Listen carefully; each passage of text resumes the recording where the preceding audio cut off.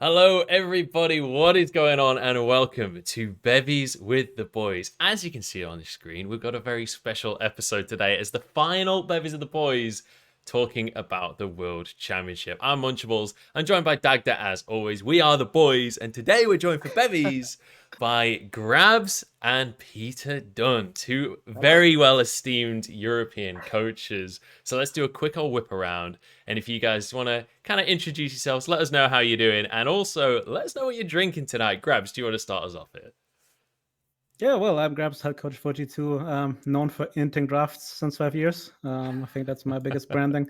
And right now I'm just drinking a Shamrock juice, it's called. It's gin, vodka, light rum, curacao, and orange juice. And afterwards, I will just go back to vodka and orange juice because I'm lazy, but...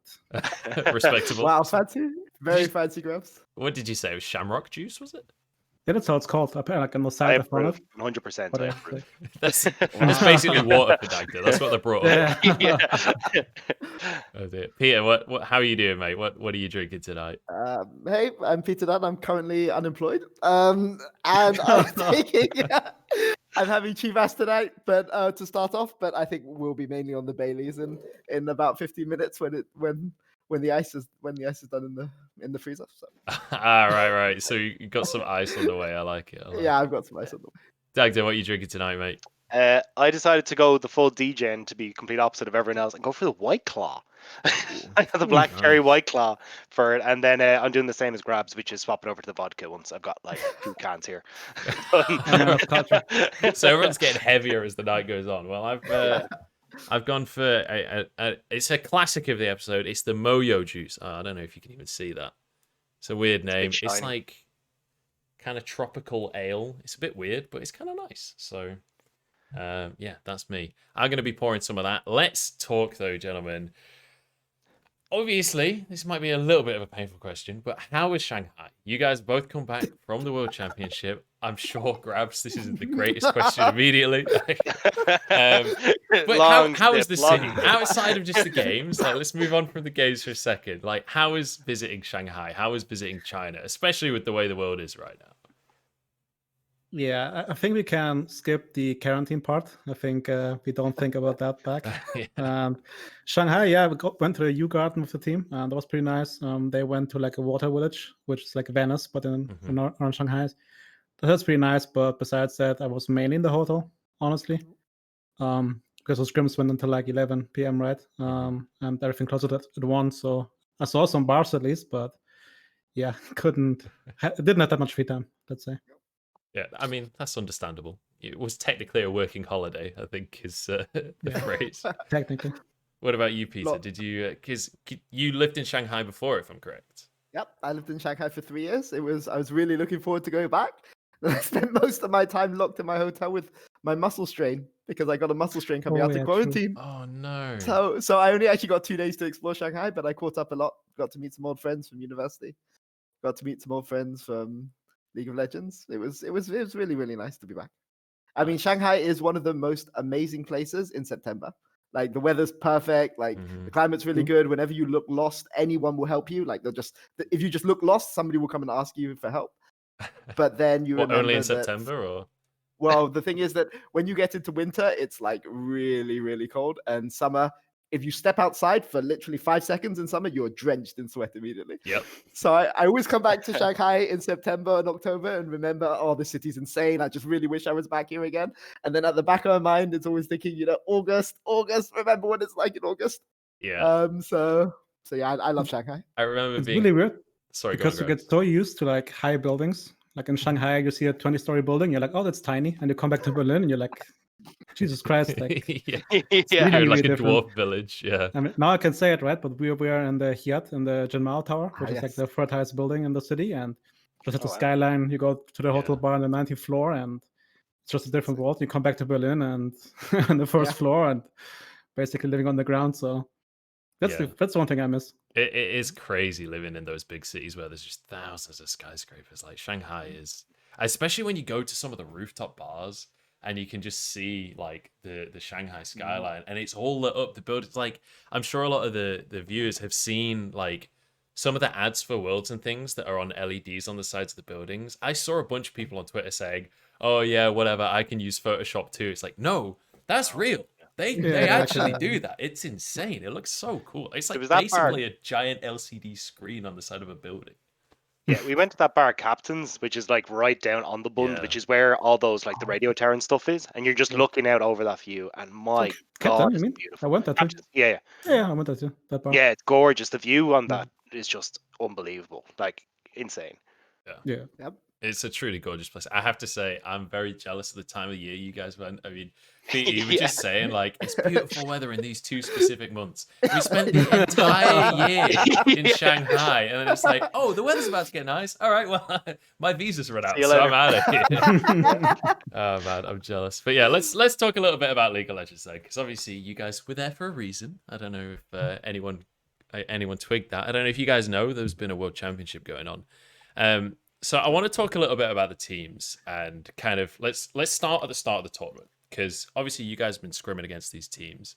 What were your expectations of the squads coming in versus like the reality? Because I don't think there was that many people that were expecting, for example, Suning to make finals. I think a lot of people expected a lot more from JDG. I think there's quite a lot of teams you can list that the expectations were different to the reality. So when you first arrived, who were the teams that you were like deathly afraid of? Who were the teams that you didn't expect much from? I can start. After 1 week, we were definitely afraid of any Asian team. Yes. Scrims, basically, if you went 1-5, that was a good day. That's how it went. Jeez. I think the worst was DRX and JDG. We had like scrim blocks of 1 hour, 3 games, each 10 minutes. We had to like have everything on next.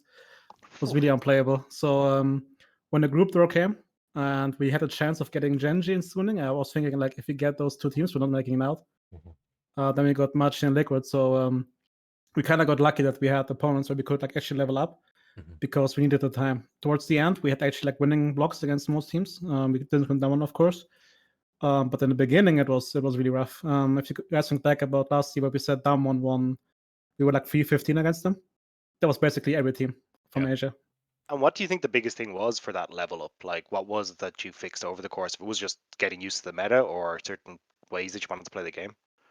Yeah, I think so, because I mean, we spent the entire year playing the style of set and volleyball jungle, where we just like play to mid gank with support, and it sounds very simple to adjust that to play around your jungler and play especially on Raptor respawns. And the Raptor respawn was a big meme for the European teams when they came. The game is so sad, win the 4. If you get the Raptors, you win. If not, you don't.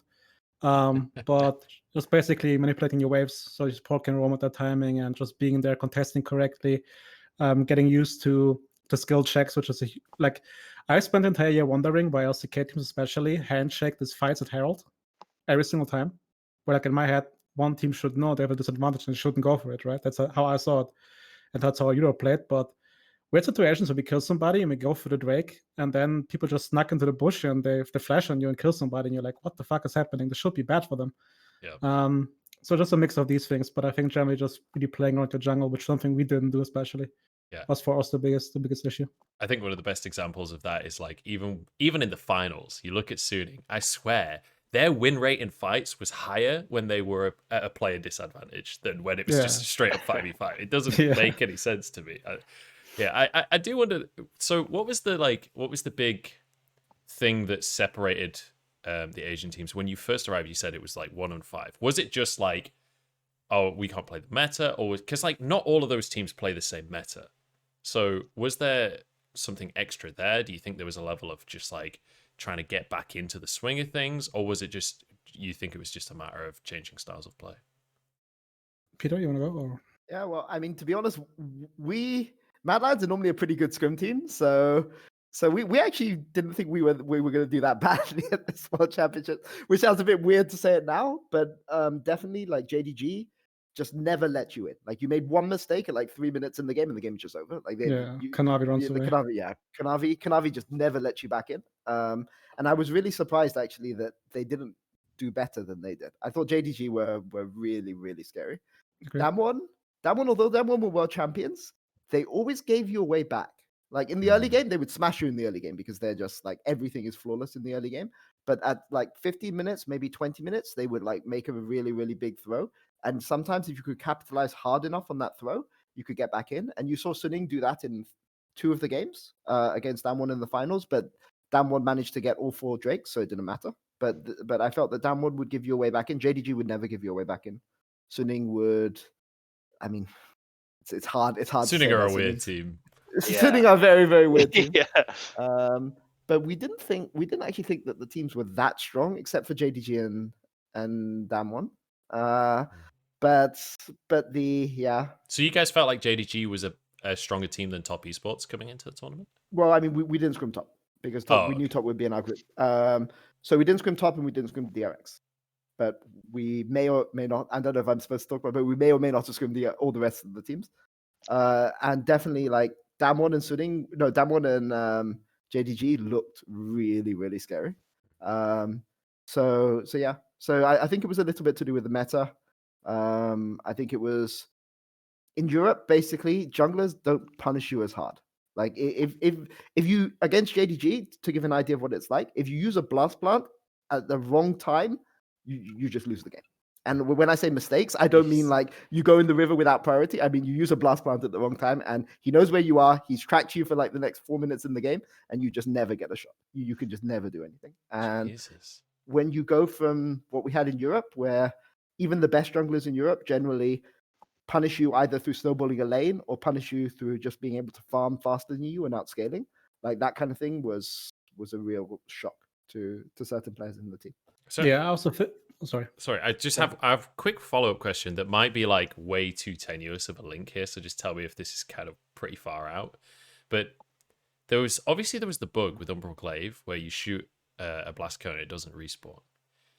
Some of the LPL Graves love to build Umbral Glaives while other Graves don't, and you're saying that blast plants are actually way more significant than I would ever have expected. Do you think that there's a correlation there, that like maybe this is like they're just so like this isn't even 5 head, this is like 6 or 7 head, that they're like manipulating how blast cones can spawn and shenanigans like that?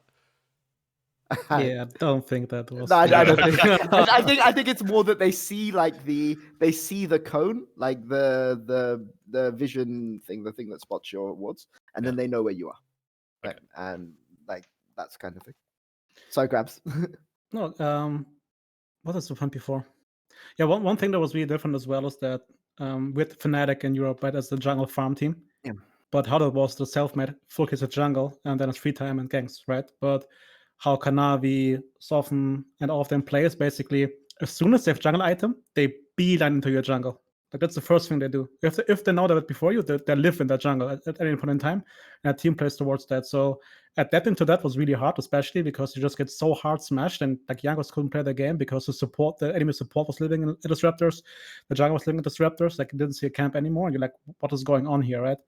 That's what Peter mentions. Like if you do a small mistake, that snowballs into them having the jungle item one cap earlier, and then suddenly they contested really hard on the respawn. And there was a big difference. Also, one thing that comes always back at Worlds and always bites, I think, Europe in the ass is I think the difference in scrim culture. Where in China, I'm talking to the coaches, it's way more accepted to just AG a game. And AG just means another game, like same draft, just go again, because they will flip level 1. Like they will do something that you consider int.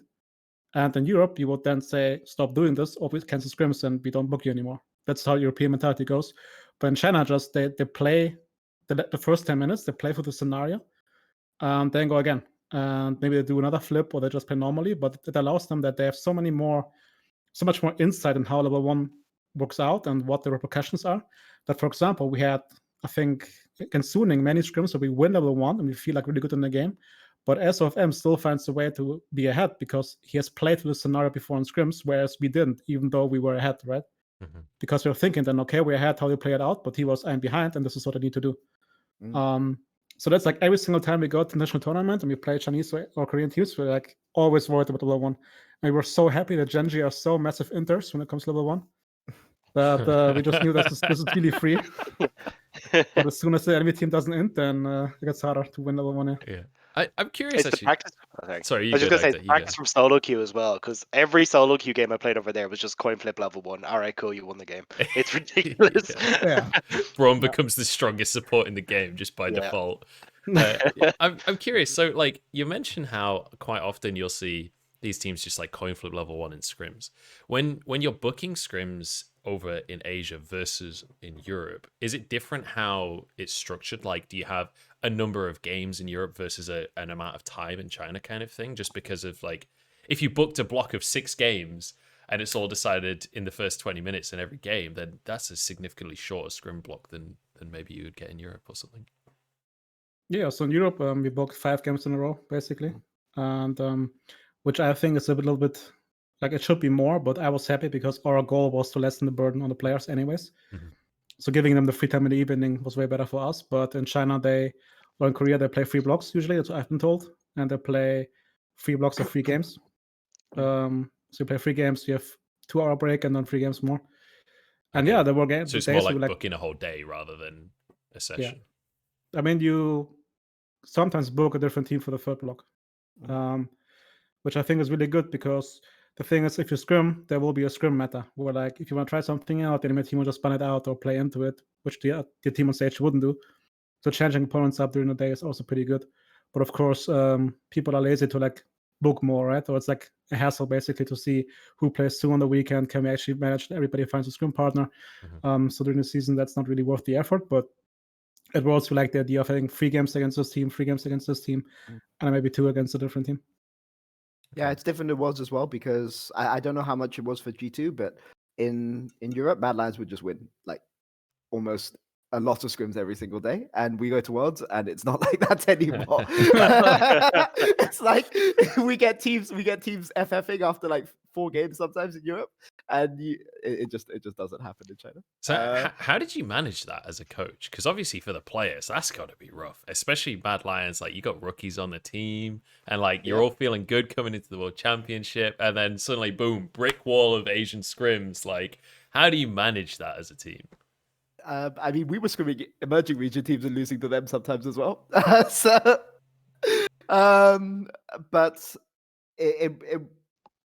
well, clearly we didn't deal with it that well, right? But what I would say is normally you would have to.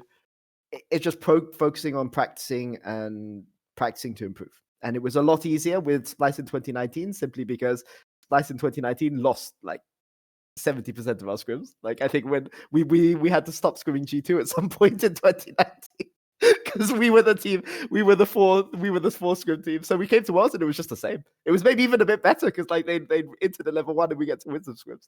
But this year was a bit rough. And I mean, I think the biggest difference for us was a lot of the champions, which we had a lot of faith in playing, we suddenly didn't have as much faith in playing. And it's not because the champions were bad. It's just that you play them and you just never get a chance. And yeah, I mean, I would say that the big difference is sometimes you do a 3, so there are 3 scrim blocks of 3 games, and sometimes if one of the games is really, really fast, then you'll just play the 4th game. Whereas in Europe, it's hard to go from like 5 to 6. Especially there's some teams who, if you insist on playing a 6th game in Europe, they will run it. Like they will, or they'll just refuse. But I think that's the big difference. It's about dealing with confidence, dealing with scrimming to improve, which you should be doing anyway. But it's easier to say that than it actually is. But this year I felt that in particular the meta that we came into for Worlds from Europe, like there's just no team in Europe, not in ERLs, not in Turkey, not in Russia, who plays the way that who can punish the teams in the way that Chinese teams can punish. And DamWon as well. So like, you just So do you want to? I didn't mean to interrupt you. If you had I'm just saying. So you're playing against something you've never seen before, right? And it's a question of how long do you have to adapt? And obviously, I don't know about. I assume G2 have all the scrims that they want against all the good teams, but we didn't have that. We had some against some of the teams, and maybe it was 1 day, maybe it was 2 days. But definitely, like the meta, definitely for the NA teams and the wildcard teams and basically the EU teams as well, was very, very different from what it was from China. Like you can give an NA team Lee Sin and it just doesn't matter, right? But you give SOFM Lee Sin and it's another world completely. Same for On, right? Yeah. Because nobody picks the canister On in like the wildcard teams. What's the confidence? But against the good teams, if you pick On first pick, then you get punished for it really hard. Yeah. So you're going to be against a Kale or a Vlad or one of the thousands of carries that you could play into Ornn that Yeah, will take and then over it was the game. funny because then the evolution happened where you go like Kindred Ornn, because Kindred counters the counters to Ornn. So it's like you move around the fact that Ornn itself is kind of countered, and then because you don't want to play like, let's say, Silas into Kindred, you don't want to play K into Kindred because she just one-shots you. So it was the next step basically. So I actually want to bounce off of that with a follow-up question about draft specifically, because I feel like we saw a pretty dramatic evolution of draft from like the start of play-ins versus the end of finals. Like the priority picks were obviously very different, and granted, it's different teams, etc., etc. But as coaches coming into a tournament, how much of the pressure is on like exclusively you to figure out the meta ASAP, figure out how to draft against certain teams? Like how much of it is on just your shoulders? How much of it is like the whole team? How much is it player preference? Like where does that vary from team to team, or like where do you guys sit on that? Like when it comes to, for example, Grabbz, you mentioned the meme earlier of like you're known for inting draft. Like how much of that is actually just on your shoulders alone, and how much of that is an entire team decision making process? Yeah, for me, I mean, it's just I have 5 really good players who have their own view on the game and how to draft, and they all want to be happy. So just basically managing expectations and getting everything on the same boat. And that's also why G2 we rarely like draft for comp. We draft for lanes mostly, you know, for interactions between champions. That's why sometimes it backfires really hard, right? Because then suddenly you fall behind, and then your 5 champions might be good individually against theirs, but as a comp, you don't have a leg to stand on. I think though, like our experience helps us a lot because we got smashed so hard that we knew it doesn't matter what we draft right now. We just need to learn the game again. So therefore, you just like focus on that one, and then afterwards, you just literally look at the win rates and you say, okay, this makes sense as we can play. And then of course prepare for a specific opponent. For example, we would never the way we drafted against Genji just because we know that the guy doesn't play Sylas mid, right? Which is something that against DamWon we couldn't do. We know if you look at Sundar blind, he can go Sylas, he can go Echo. If you pick TF blind, he can go Sylas. Like, it's just a complete different world against a team who can actually play with champion, which also Chinese teams can. Like for example, Angel kind of flew under the radar, I believe, this season when he came into Worlds. Like nobody talked about him. And the game where he played Akali, we were just like, yeah, he'll play a mage because he had like 90% games of mage. And he picks Akali, which he picked once, I think, this season, and he plays better once than in spring, and he went like 0-2 and they lost the game. Yeah, and he played better than any LEC Akali, maybe bar caps, right? And we're like, okay. Even in finals, Work. He brought his Akali out and looked amazing. Like, where did that? I have no idea where that came from. I got flamed for picking Akali into Syndra against DamWon, but we got it from scrims against Suning. Like that's how the drafts played out in scrims, and it looked good. It looked good every single time because at some point Syndra can't go side anymore. Of course, if the game collapses beforehand, it doesn't matter. But there's just a reason for it, right? I mean, I'm a massive advocate of rookies, right? Like, I don't want to say what I'm about to say to get people thinking in the wrong way, but like this is one of the big things that being a veteran lets you do, right? If you've gone to Worlds before, you've been through this situation where you've been smashed before, you're just like, okay, we have a wrong read, let's reset and let's relearn, right? Whereas I think sometimes with less experienced players or even experienced players who haven't gone to that many international tournaments, you get destroyed and you're like, oh, maybe we're just not playing that well. Maybe you know this team is particularly good on this. Maybe we just had a bad day, and you waste so much time. You waste like 2 days, 3 days, 4 days just questioning whether it's you that's messing up or whether you just have a wrong read on everything, and that wastes a lot of time and it takes away a lot of time to adapt. And if like hearing what Grabbz says makes a lot of sense because when I've gone to Worlds with veteran teams, like that is something that you can adapt to. But I think that if you ask what was Mad Lion's main issue, it's that we didn't realize fast enough that we weren't playing the same game as we were playing in Europe. We just assumed it was just us playing badly or individual people making individual mistakes and that kind of thing. So yeah. So I think that's a lesson that people they'll learn moving into next split, and it's something you just have to experience. Like it's impossible to describe what it's like. Like you go and say, oh, you know, Canyon is really, really good. And people are just, oh yeah, sure, he's really, really good. Look, I studied him. I've got to watch his VOD. You know, I've got to watch him play this game. You know, I looked at his Game of Legends. So yeah, exactly. I even know his what's the worst account? And then you go and play him in a script, and you're like 30 CS down at 10 minutes or something, right? Like, I mean, it's just it's completely different, right? And the only way you can understand that is by playing against these guys, right? Yeah. And there's no other way, right? So I want to circle back to how I started this conversation, and then we'll move on to talking about some of the actual games rather than just what the speculations were at the start. So coming into the tournament, so it was JDG and DamWon were kind of the two teams that you guys were most terrified of. Were there any teams that kind of surprised you, maybe in scrims and didn't show up on stage, or vice versa? Were there any teams that were results versus scrims a total surprise outside of just JDG falling to Suning in the semis? Because I feel like the JDG Suning thing is a weird one to talk about, because Suning eventually then went to the finals. So I don't know how much that was JDG not performing and how much that was Suning overperforming. Were there any teams that your expectations versus the reality were totally skewed? I thought ITZ were going to be better than they were. Like, I went to talk to the Brazilian book. So every single time Worlds comes, I'm always like, yeah, Brazil, you could do it. You know, this year I believe, but this year I actually believe. Like, I actually thought they were actually pretty good. But they didn't play like they did on in stage. LGD kind of surprised me. LGD were better on stage than they were in scrims. What, in playing? God. That's all I'm gonna say. That's all I'm gonna say. I'm not gonna say anything else. Like, interpret that how you want to interpret that. Right. But yeah, nobody else like really surprised me. Like, it was more a case of, you know, I thought JDG would do better, but they weren't able to do better. Mhm. And I thought somebody would be able to punish that one. But like I said, in the finals, they just got soul every single game, like on the first 4 Drakes. Yeah. So there was no chance. So. It still hurts Maybe right Grabbz here. Still hurts right here. I mean, for us, it's only DRX because I think in scrims, what Peter said, DamWon was playable in scrims. Like, we actually, I think, we knew Genji is the weakest Korean team, but DamWon looked weaker than Top and JAG in scrims against us. But I think we only played them one block. But against DRX, we won 0-12. I think we didn't win a single game against DRX over Worlds. So I thought they were really good. Could also be because it was really funny, because one thing that also adds to it is, of course, how matchups plays out, especially on bot lane, because, for example, in Europe, nobody played Caitlyn, right? Which is the thing that DRX plays. So there was one game where we tried Kate Lux, and we played first we played Ashe Lulu into Kate Lux. We died level 2. And as our players always do, they say, draft is unplayable. I don't even bother. So we did the other set of matchup, and we died level 2. And I was asked them, was matchup playable again, or what's going on here? And they're like, yeah, they're just too good. I don't know.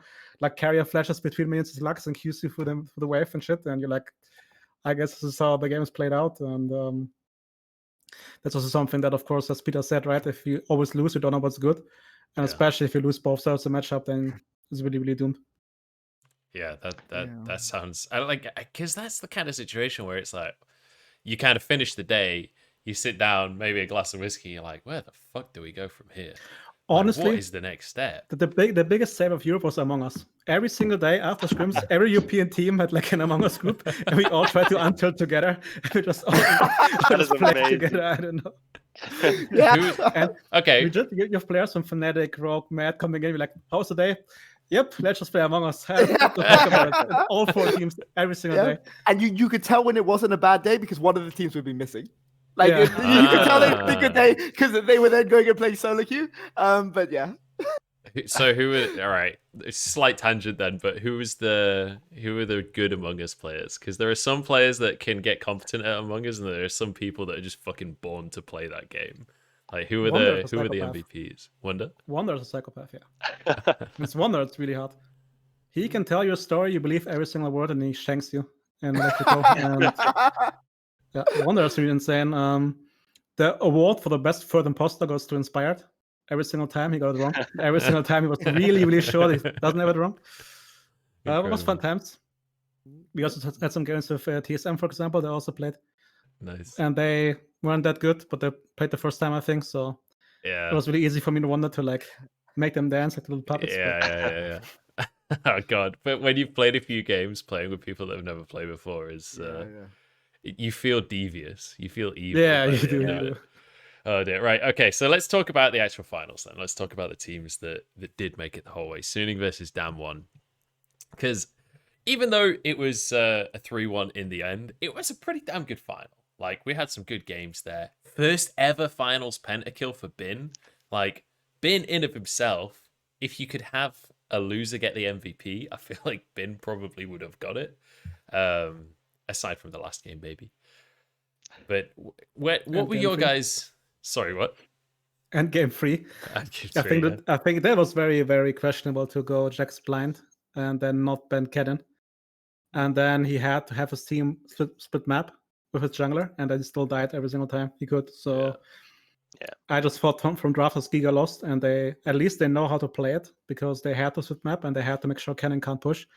But then I still seen like Q in and then get chunked to 50% HP, and he can't control the wave anymore. So I think game 3 was really like it was a Grabbz draft. I think my players would have said it's unplayable.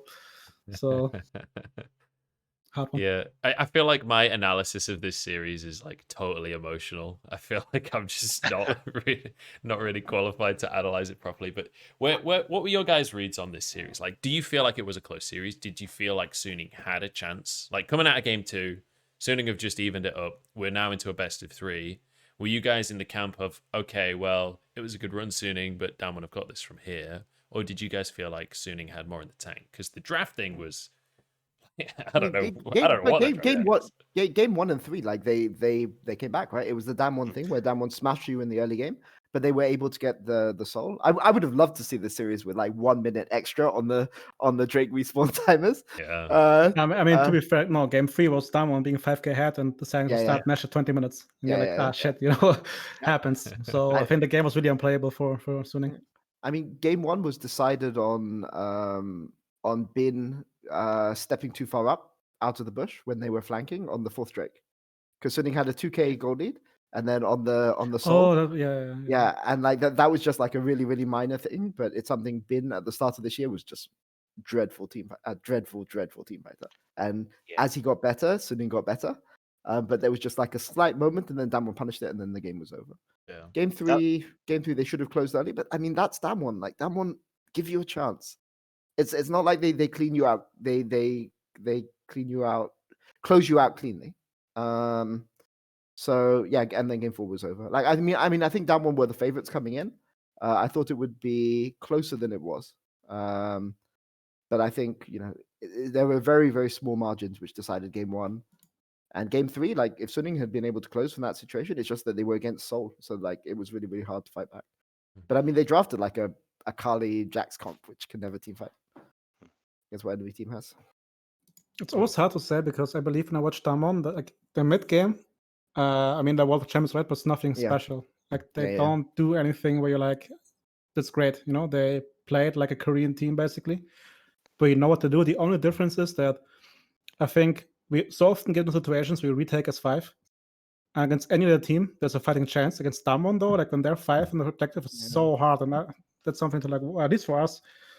And I mean, sorry, but just add to what Grabbz is saying there quickly. Like, just because they're not anything special in the mid game, like to be clear, their early game is special, and their team fighting is like insane. So it's just like the mid game where they always give you a chance. It's so annoying. Like if they just close you after 20 minutes every single game, you would be like, it doesn't matter. They were just too good. And that's why, like, I'm so regretful about our series because especially game 3, we lost that one. It's not like DamWon played insane. We have, like, for example, that game, we have the biggest priority bot lane with Jhin Pantheon. We kill the Leona, and then for some reason, our brains go somewhere else and we dive. Ash gets a double kill, and they get first Drake. I felt like that was a lot of... Sorry, go on. Yeah, and then suddenly, not even that only, but also the one time where, like, Syndra's in top river, and we say she has no flash, so Sion ults in, but she just walks into the pit. And we lose that fight, which we take. Well, also, we don't have to take that fight, right? So if the game, we just like play bot priority, we get first Drake, we can swap. I think, like, as you could see that in the game, they couldn't kill Sion, really. Like, Sion was really hard to kill, but they were so far ahead. And even there, like, as I said, right, as Peter also said, the mid game is not really good, but if you survive the early game, you can win against DamWon, but that's just a really hard task. And then, I mean, team fighting again, it's just like a brick wall. If the Drake is there, every single time they make the correct decision. And if it's Naguri in the flank position, or like he knows where he has to stand, Beryl knows where he has to stand, there's no opening. Other teams, you see like in Europe, for example, you have Phyllis where he like roams around suddenly alone and you can kill him, or Larsen packages in for some reason or something, right? But DamWon doesn't do mistakes around Drakes. And if you get behind and they have the Drake timers, it's really, really, really hard. I feel like mentioning Larson packaging in is like flashbacks for all Rogue fans. Yeah, it's I felt interesting. Sorry, go on, Oh, Dagda. I was just gonna say, I felt like a lot of this series was decided by like mistakes more so than like people having like a strong mid game that they started to play it. Where you saw like being as Peter talked about getting caught out, and there was like Sword Art getting caught out in different situations. Like it felt like there was a lot of times where rather than DamWon kind of like outmaneuvering or outplaying the map state, it was just like, oh well, Suning have messed up here, or DamWon have messed up in this situation that got Suning back into it so they can close out. It just felt, I don't know. That was the part that was kind of lacking for me. It was still a super entertaining one, but it didn't really feel like we saw the best of these teams. Sure, but I mean, DamWon are always forcing you to make a decision. It's not like it's very easy when you're watching the game and you can see like Yeah, all the view on the map Yeah. and you can go and say like, here they're making a mistake. But it's just if you make the right decision every single time against DamWon in the mid game, you can beat them. Like you can beat them. But they're gonna make you make a decision every minute, and every time you make a mistake, it's like two or three like good decisions. If that makes sense. And one thing I want to add here that's really important is because I said they're nothing special, right? But they're still very stable. Yep. It doesn't mean they're bad. And the one thing where I'm gonna say, like, because people say now LCK is coming back, DamWon doesn't play like LCK ever played, because in the past every single Korean team, Scott report was they will always secure Drake as 5. They will give up side waves. They will not care about the map state. They will go there as 5. Against Genji, for example, we play Camille to Volibear, which Reska should win. Drake is spawning, they have map control, and he still moves down to secure Drake. So then we give up Drake. TF is in fork, that means Reska can't re-enter, and suddenly Wonder gets 2 waves in the tower for free. And that's stuff that Korean teams always do. SKT did the same last year. That's why we could win against them, even though we lost 4 Drakes, because we get these advantages somewhere else, right? But DamWon doesn't do that. Yep.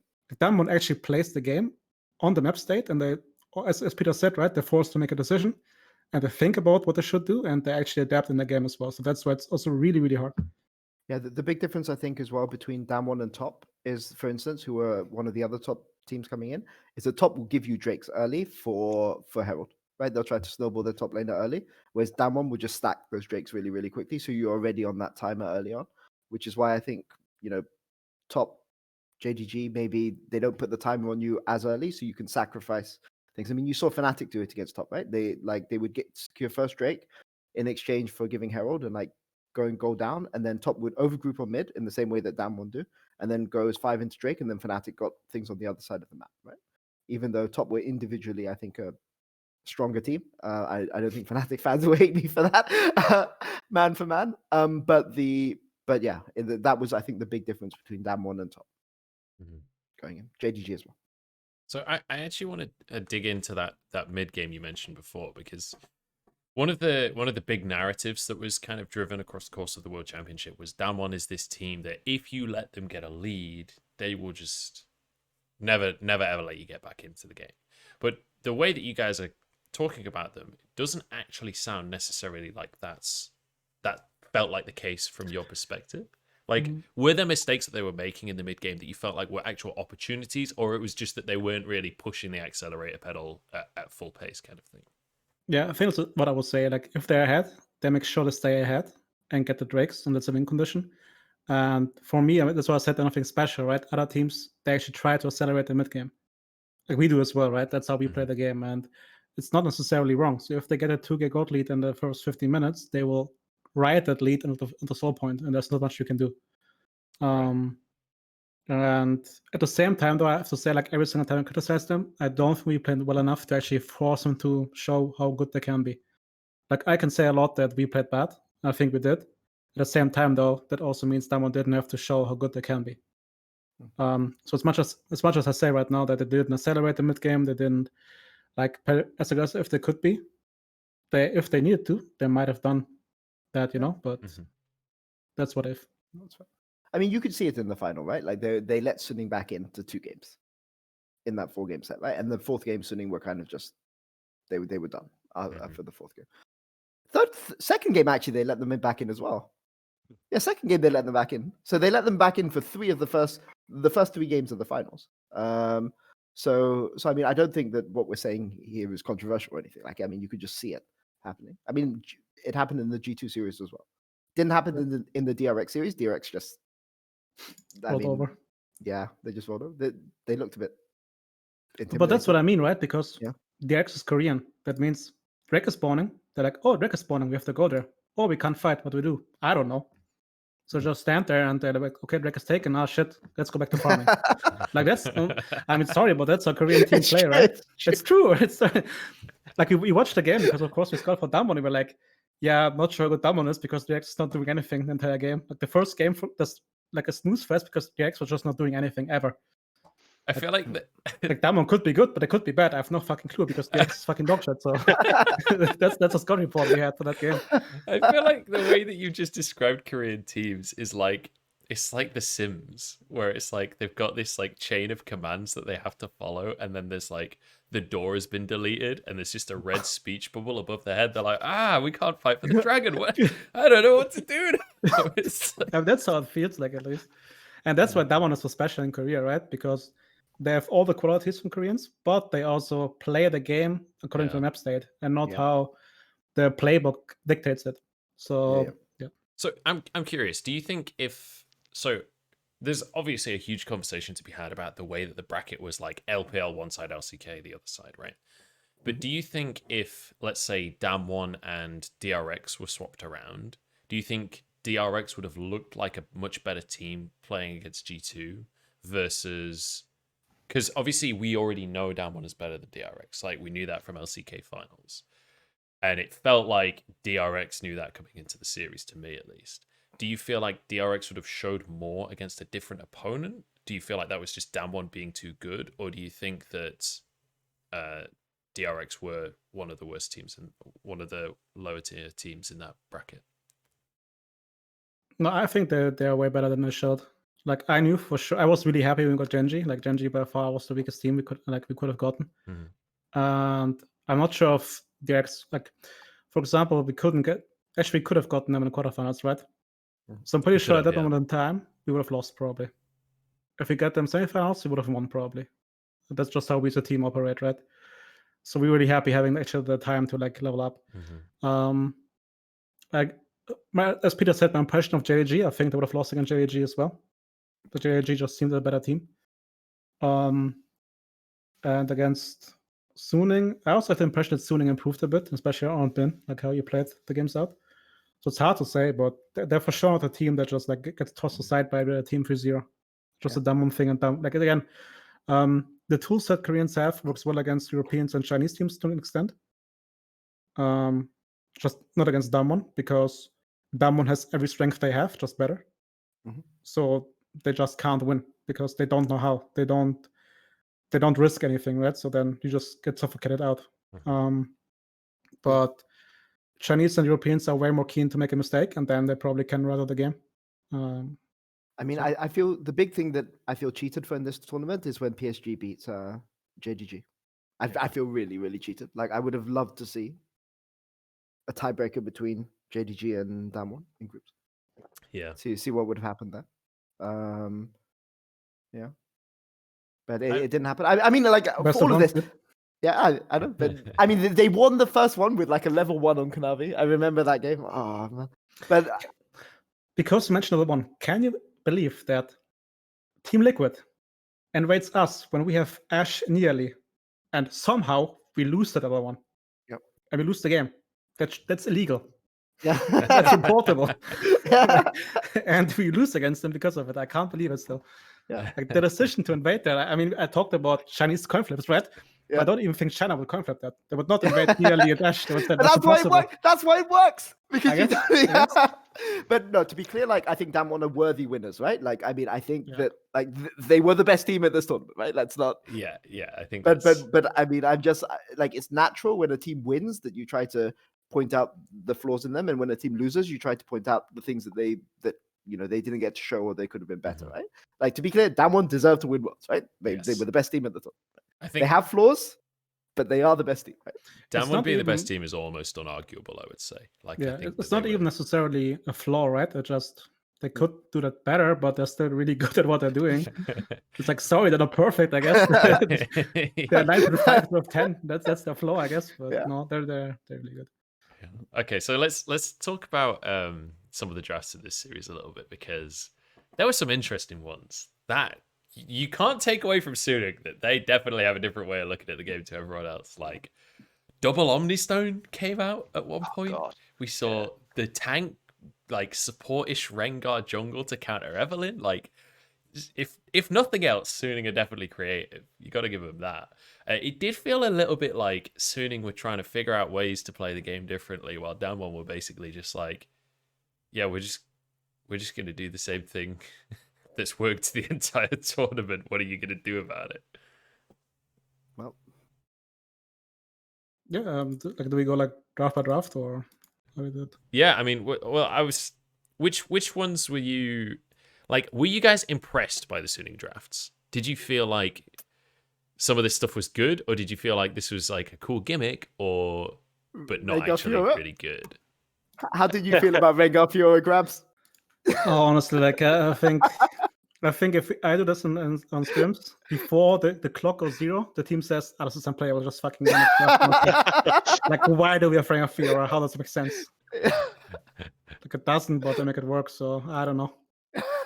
Do you think Yeah, Just that's not youngsters playing would have, Fiora as a team fighter. That's I why. mean, Fiora- I can respect it, right? Yeah, I mean, I respect it. It doesn't mean I- that I want my team to ever do it. So But that's such a SFM thing to do, though. Yeah. Like, I just fucking pick Rengar and I press S on their face and see what they do. Like, And that's it's just funny for him. because the previous game they had trouble face checking bushes, right? Every single time they got caught face checking the bush. So you go tag Rengar, like they can't possibly kill you if you face check the bush. I mean, it does make sense, right? It actually makes sense. So. Oh no, am I giving you bad ideas, Grabbz? No, this is going to be the first game of LEC next split. It's like, well, we couldn't face check brushes in the scrims. So. Oh god, yeah, there was definitely some interesting stuff going on through. I have to say, like, it was kind of surprising to me that we saw throughout this tournament. We started the tournament where Ornn was like the pick, like way back in play-ins. Ornn was like 100% win rate. It was like god tier pick. And we got to like halfway through the tournament, like the latter half of groups and the early parts of playoffs, it felt like Ornn had kind of fallen out of favor. And then Nuggery, after having a great tournament, playing carries near exclusively for most of the tournament, gets to the finals. He's like, I'm an Ornn one trick again. I'm happy to just sit here on the tank. Do you guys feel like that was a meta shift, or do you feel like that was just like them reading how to play against Suning? I think it's an anti-Suning thing. Suning, if you go and ask what is Suning's biggest weakness, it's their team fighting, right? Like they're really good 1-3-1 team. They know how to play. They know how to play on the map. They're really inventive with how they open. Like they often contest drakes through side lane instead of through mid lane. What like most teams do. Like most teams will just go mid as 5 if they want to go contest drake. Whereas Suning will split resources between bot lane and mid lane. And basically they just pick Ornn and they just pick as much engage as they possibly can and stop them being able to play through in the side lanes. It's worth saying though that like this Jax priority, like I cannot believe that Suning picked Jax. Like I still can't believe they won the game where they picked Jax into Renekton against top. I just can't believe that game actually happened. Yeah. I would low-key disagree though. I think like Ornn pick is just really meta in that spot because like us they do ban Camelon Blue because it's really hard to get Camelon Blue, so you want to ban it out. Suning bans nearly, so there's no need to Renekton. So Ornn is just the next best pick. It's also really good in this meta for bot lane to pick 4-5 together. So he's just the best blind pick top anyway. So even if it's not Suning, I think that's just how they would draft it. I mean, you could be right, but and maybe against us they would have contested Camel differently. Maybe they would have banned Renekton and we have to ban Camel. But then I think they would still like go to Ornn, probably. Especially if Jhin is gone. Like if Jhin is picked away and they can get it, like they couldn't. Because game 1 was banned, game 2 Suning got it. So I think it just makes sense to pick under. Just bouncing off of Peter's point, saying that Suning's weakness is their team fight. That's why I was kind of surprised to see the game 1 draft from them that was so heavily focused on this like front to back kind of style team fight, or at least while flanking with the Wukong. And you can see that they weren't able to execute it properly at all. They were trying to flank from way too many sides. DamWon just collapsed on one and they were able to kill them. But it was just really strange to me to see them going with this pick for the first draft when it just seemed to highlight what were their issues coming from spring into summer.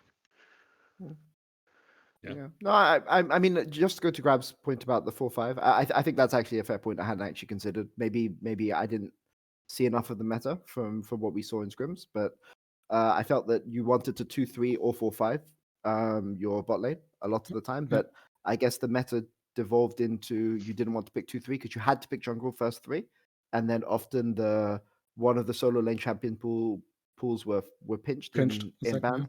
So you had to go those 3 picks because you want to pick. But the meta that I saw was more 2-3. But I guess if one of those pools is being pinched, then you have to go 4-5, which makes sense. Yeah, pretty much. But, yeah, makes sense. Fair enough. I feel like that was a very intelligent debate that led to like a learning experience. I feel like in this show we've had a lot of different opinions, and they don't usually end in like, you might be right on this one because Grabbz saw much more of the meta than I did. I think when he explains it like that, I think he's right. I think actually the best learning always happens over a beer, right? That's true. I can attest to that. The problem is I can never remember. Let me tell you, we drank a lot of alcohol, so we don't like... That's why you got so by the time he left. So I got. By the way, sorry. Can I just say? Go. I got baited so hard by Riot because I've been told in quarantine there will be alcohol. So I was like, okay, that's fine. And then we went in there. There was no alcohol. They lose every single day 0-6, and I was like, okay, what do I do with my life? Oh, God. There was no learning to be done. There was no alcohol. Was there no like room service? Was there no way to get it in? Basically, the hotel got functioned into like a medical center. That means all the hotel stuff wasn't there anymore. So the quarantine hotel was just like a hotel, but it basically was a hospital. So we got like pre-made meals every single day, which got delivered, and they were cold most of the time, so it was not pleasant. God. So if I'm not lying if I say that most players in coaches lost like 2 or 3 kilograms just by eating less than it normally would. I've heard reports for a lot of that. It's like the quarantine hotels. It's like either pack a bunch of food or you're going to struggle. Yeah. Like I lost 4 kilograms, for example. Jesus. And the last 5 days, I lived off like protein bars, basically. I thought that was because you were using the exercise bike and the weight. I did as well, right? I did. Yeah. But at the same time, like I refused at some point to eat it. The fish was bad. What the food was that Fish bad? Yeah, the fish was really bad. I think it wasn't that bad for me because they had instant noodles as well, no? Yeah, but I mean that's not food you want to eat, right? But okay, fair enough. And I'm not complaining, right? Because in the end, it's like that the people did their best, right? It's not like there were chefs preparing food, and but if you open a package of fish and you smell it, you're like, nope, I'm not gonna eat that one. It's like you can't eat anything because everything is just reeking of this fish. It's like, nah. I think there's a couple of things where it's like fish and raw chicken. The split second that package is open, you know if it's not good. Like you fucking know. You don't want to eat that because you're gonna remember eating that for the next 2 days. Yeah, you've lost 8 kilos by the end of it. Okay. I will say, I think that in my experience of China, they have a lot more respect and I guess adoration for instant noodles than we do. Like, I think there's a lot of people in China that just live off of instant noodles, and that's gravy. And I tried it for a bit, honestly. Dagda can attest to this. Yeah, you tried real hard. Too. Caps, I think like 2 weeks only instant noodles. Yeah, I did it for like a month or so, but after a bit, you're kind of just like, God, I just need to eat something real. Yeah. I need some meat. I need Some some vegetables. beef cup noodle is good, though. I will say. No joke. Every European team left the quarantine hotel together, and we went to the like event hotel, and there was breakfast buffet, right? And in hindsight, I don't even think it was that great, but we all came there and you just see like the eyes are sparkling, and they're like, "Oh my God, I can eat food again!" And like the plates were full, and they were just like smashing It's like something out of a fairy tale. Yeah, it was insane. It was the best breakfast of my life. I will say, I've been to a few hotels in Shanghai, not even just from LPL, like I worked in Shanghai before. Shanghai hotels breakfast are top tier, man. Some of the breakfast buffets in Shanghai hotels, like it will be like a global breakfast, so you can get whatever you want, and some of it's absolutely amazing. I don't know why. I've like held myself from swearing there. I'm so used to being on broadcast at this point. But like, my God, man, like being able to have dumplings and bacon and eggs in the same meal, like that's what I live for. That's like my dream come true. I can't make dumplings. I can make bacon and eggs. But being able to do them at the same time, that's something else, man. Maybe I'm just weird, but oh my God, it was a glorious exam. Peter, I love that. Sorry, I choked on my. Which, yeah, for sure. But yeah. I Anyway. must say, like the whole quarantine process was a bonding experience for all European teams. Yeah. Like the quarantine itself, and then also the corona test at the airport. I've Oh, never seen. yes. I've never seen 50 people that done with life at the same point. Oh, Like, it's so Did traumatized. you have the nose one? Yeah. Yeah, it's Both, rotten. both. It's So disgusting. you came. So in the flight, everyone was wearing hazmat suits. All the Yeah. the stuff. Okay. The food was really, really basic. It was like a sandwich and like a bottle of water and a banana. It Like was packed twice. before, like it was on your Yeah. seat when you Yeah, entered the plane. Yeah. And then you got out. So you haven't eaten much. You haven't slept that well. And then you get out. And then before you can go through passport, they make you go through 2 different like checks on whether you've done the test. And then you go to a shack in the middle of a runway. Humidity is already beginning to heat up at 10 a.m. Yep. And then the person there, you go to a counter and the person there says, this will be a little bit unpleasant. So, you know, It like slaps the glove onto the hand. like that's exactly what she said. This will be a little bit unpleasant. And then she asks if you've had nose surgery or anything, you know, and then she gets a cotton no. bud out and she goes and pushes it as far as it will go up your one nostril until like you're in tears. And then she pulls it out. And Wriggles then it in about. Germany, you had one in your nostril and one in the back of your throat, right? So she pulls the Yeah, second one the out, bait, and the bait you're like, switch. okay, it's fine. You know, I'm like in tears, but it's coming from my throat now. And then she sticks it up your other nostril, and then this time it goes up and then down, so you can feel it on the back of your throat. Through your nose? We didn't have that extensive now. Jesus. Yeah. Oh, I don't even know how she managed to do it, but like I mean, she wasn't kidding. It was a little bit unpleasant. The worst part is, I mean, I checked. Jesus It's apparently like Christ. this length, a bit longer. I think Yeah. what Yeah, the cotton yeah. swab, right? Like it goes up the nose, and the worst part is like they don't really put it in; they twist it as well. And Yeah, they, like, yeah. grab a The bit. like thin one. Yeah. Yeah, that's what you can we feel had. it scratching the back of your head here. If you, Like you know? legit, the next day I felt where I touched. That's what I felt Yeah. like in my head Yeah. still. The next day, you know, like, We and I was next to Wonder, and like both like what Peter said right at the first, we're like, oh my god, that was horrible. At least we're Yeah. done with it. She opens the next one, and like I do this. It's like, no. No. You wish, And, like, buddy. and like, Oh, what do you God. mean no? And then no. Yeah. We Actually, That had was just you mentioning horrible. it brings back like shivers. Yeah. Like, Yeah, I'm feeling it now. Oh I'm just god, like, I'm so oh. uncomfortable just talking. We had to do the same Yeah. thing for our flights back. I mean, Sure. Dagda, you do you want to tell them about the Oh, God. adventure you had trying to get on Oh. the flight? You were worse because what happened was so we decided that we're gonna get the flights home. You had to go get a COVID test before you got on the flights. So I arrive at the airport to find out that Munch has had an absolute fucking disaster with his flights. So he booked one flight, which was a layover in Taiwan first, right? And then you turned out that you couldn't actually get a connecting flight in Taiwan. So he had to rebook his flights. So they booked him with a connecting flight through Hong Kong. And then he gets to the airport to find out that he can't get a connecting flight through Hong Kong either. So so he goes, all right, well, I'll book onto the same flight as By well. the way, they're not giving me any refunds for either of these. Yeah. So I go to the airport. Munch has gone to the airport for about 11 in the morning, 12 in the morning. My flight is at midnight. And I get to the airport and Munch is still at the airport. And he's like, yeah, they booked me on your flight. But what happened was, so the COVID test had to be done 4 days beforehand, 96 hours beforehand. So we got it done on the Friday for the Tuesday flight because they're closed on the Saturday and Sunday. And you can only it takes a day to get the results. So I don't want to get my results on the day. So we go, oh, I'll go Friday and I can get them on Monday and it'll be fine. I get to the airport and hand over my little thing. I'm like ready to go.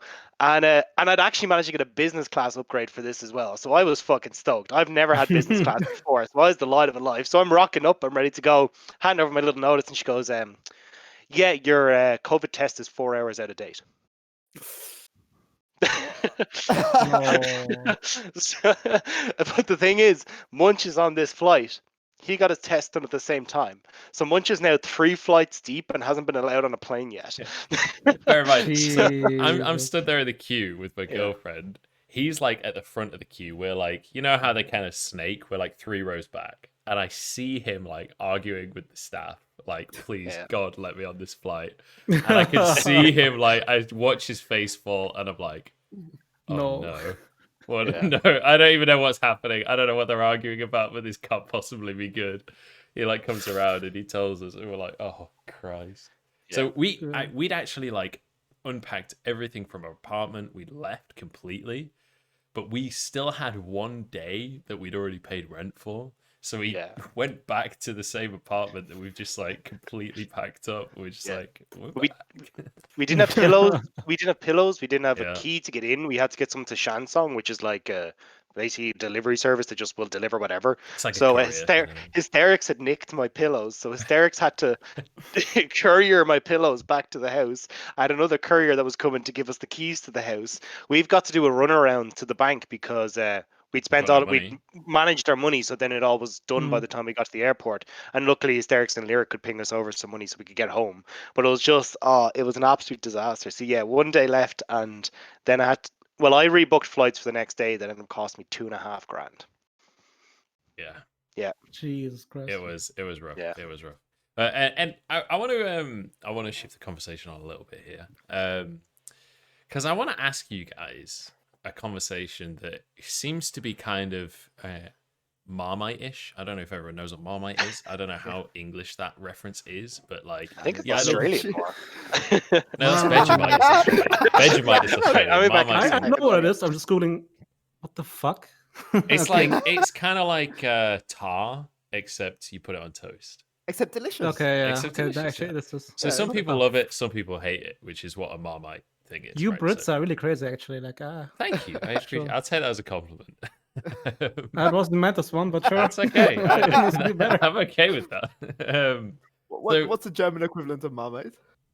We don't. I mean, German food. Okay, now you won that argument. We don't talk about German food. Okay, it's fine. German food's great. I love German food. It's just German food is one thing, efficient. It doesn't have to taste great as long as you get the energy in. It's fine. Hey, that's how Germans we do. Kebabs are pretty good. Bratwurst is pretty good. Currywurst is pretty good.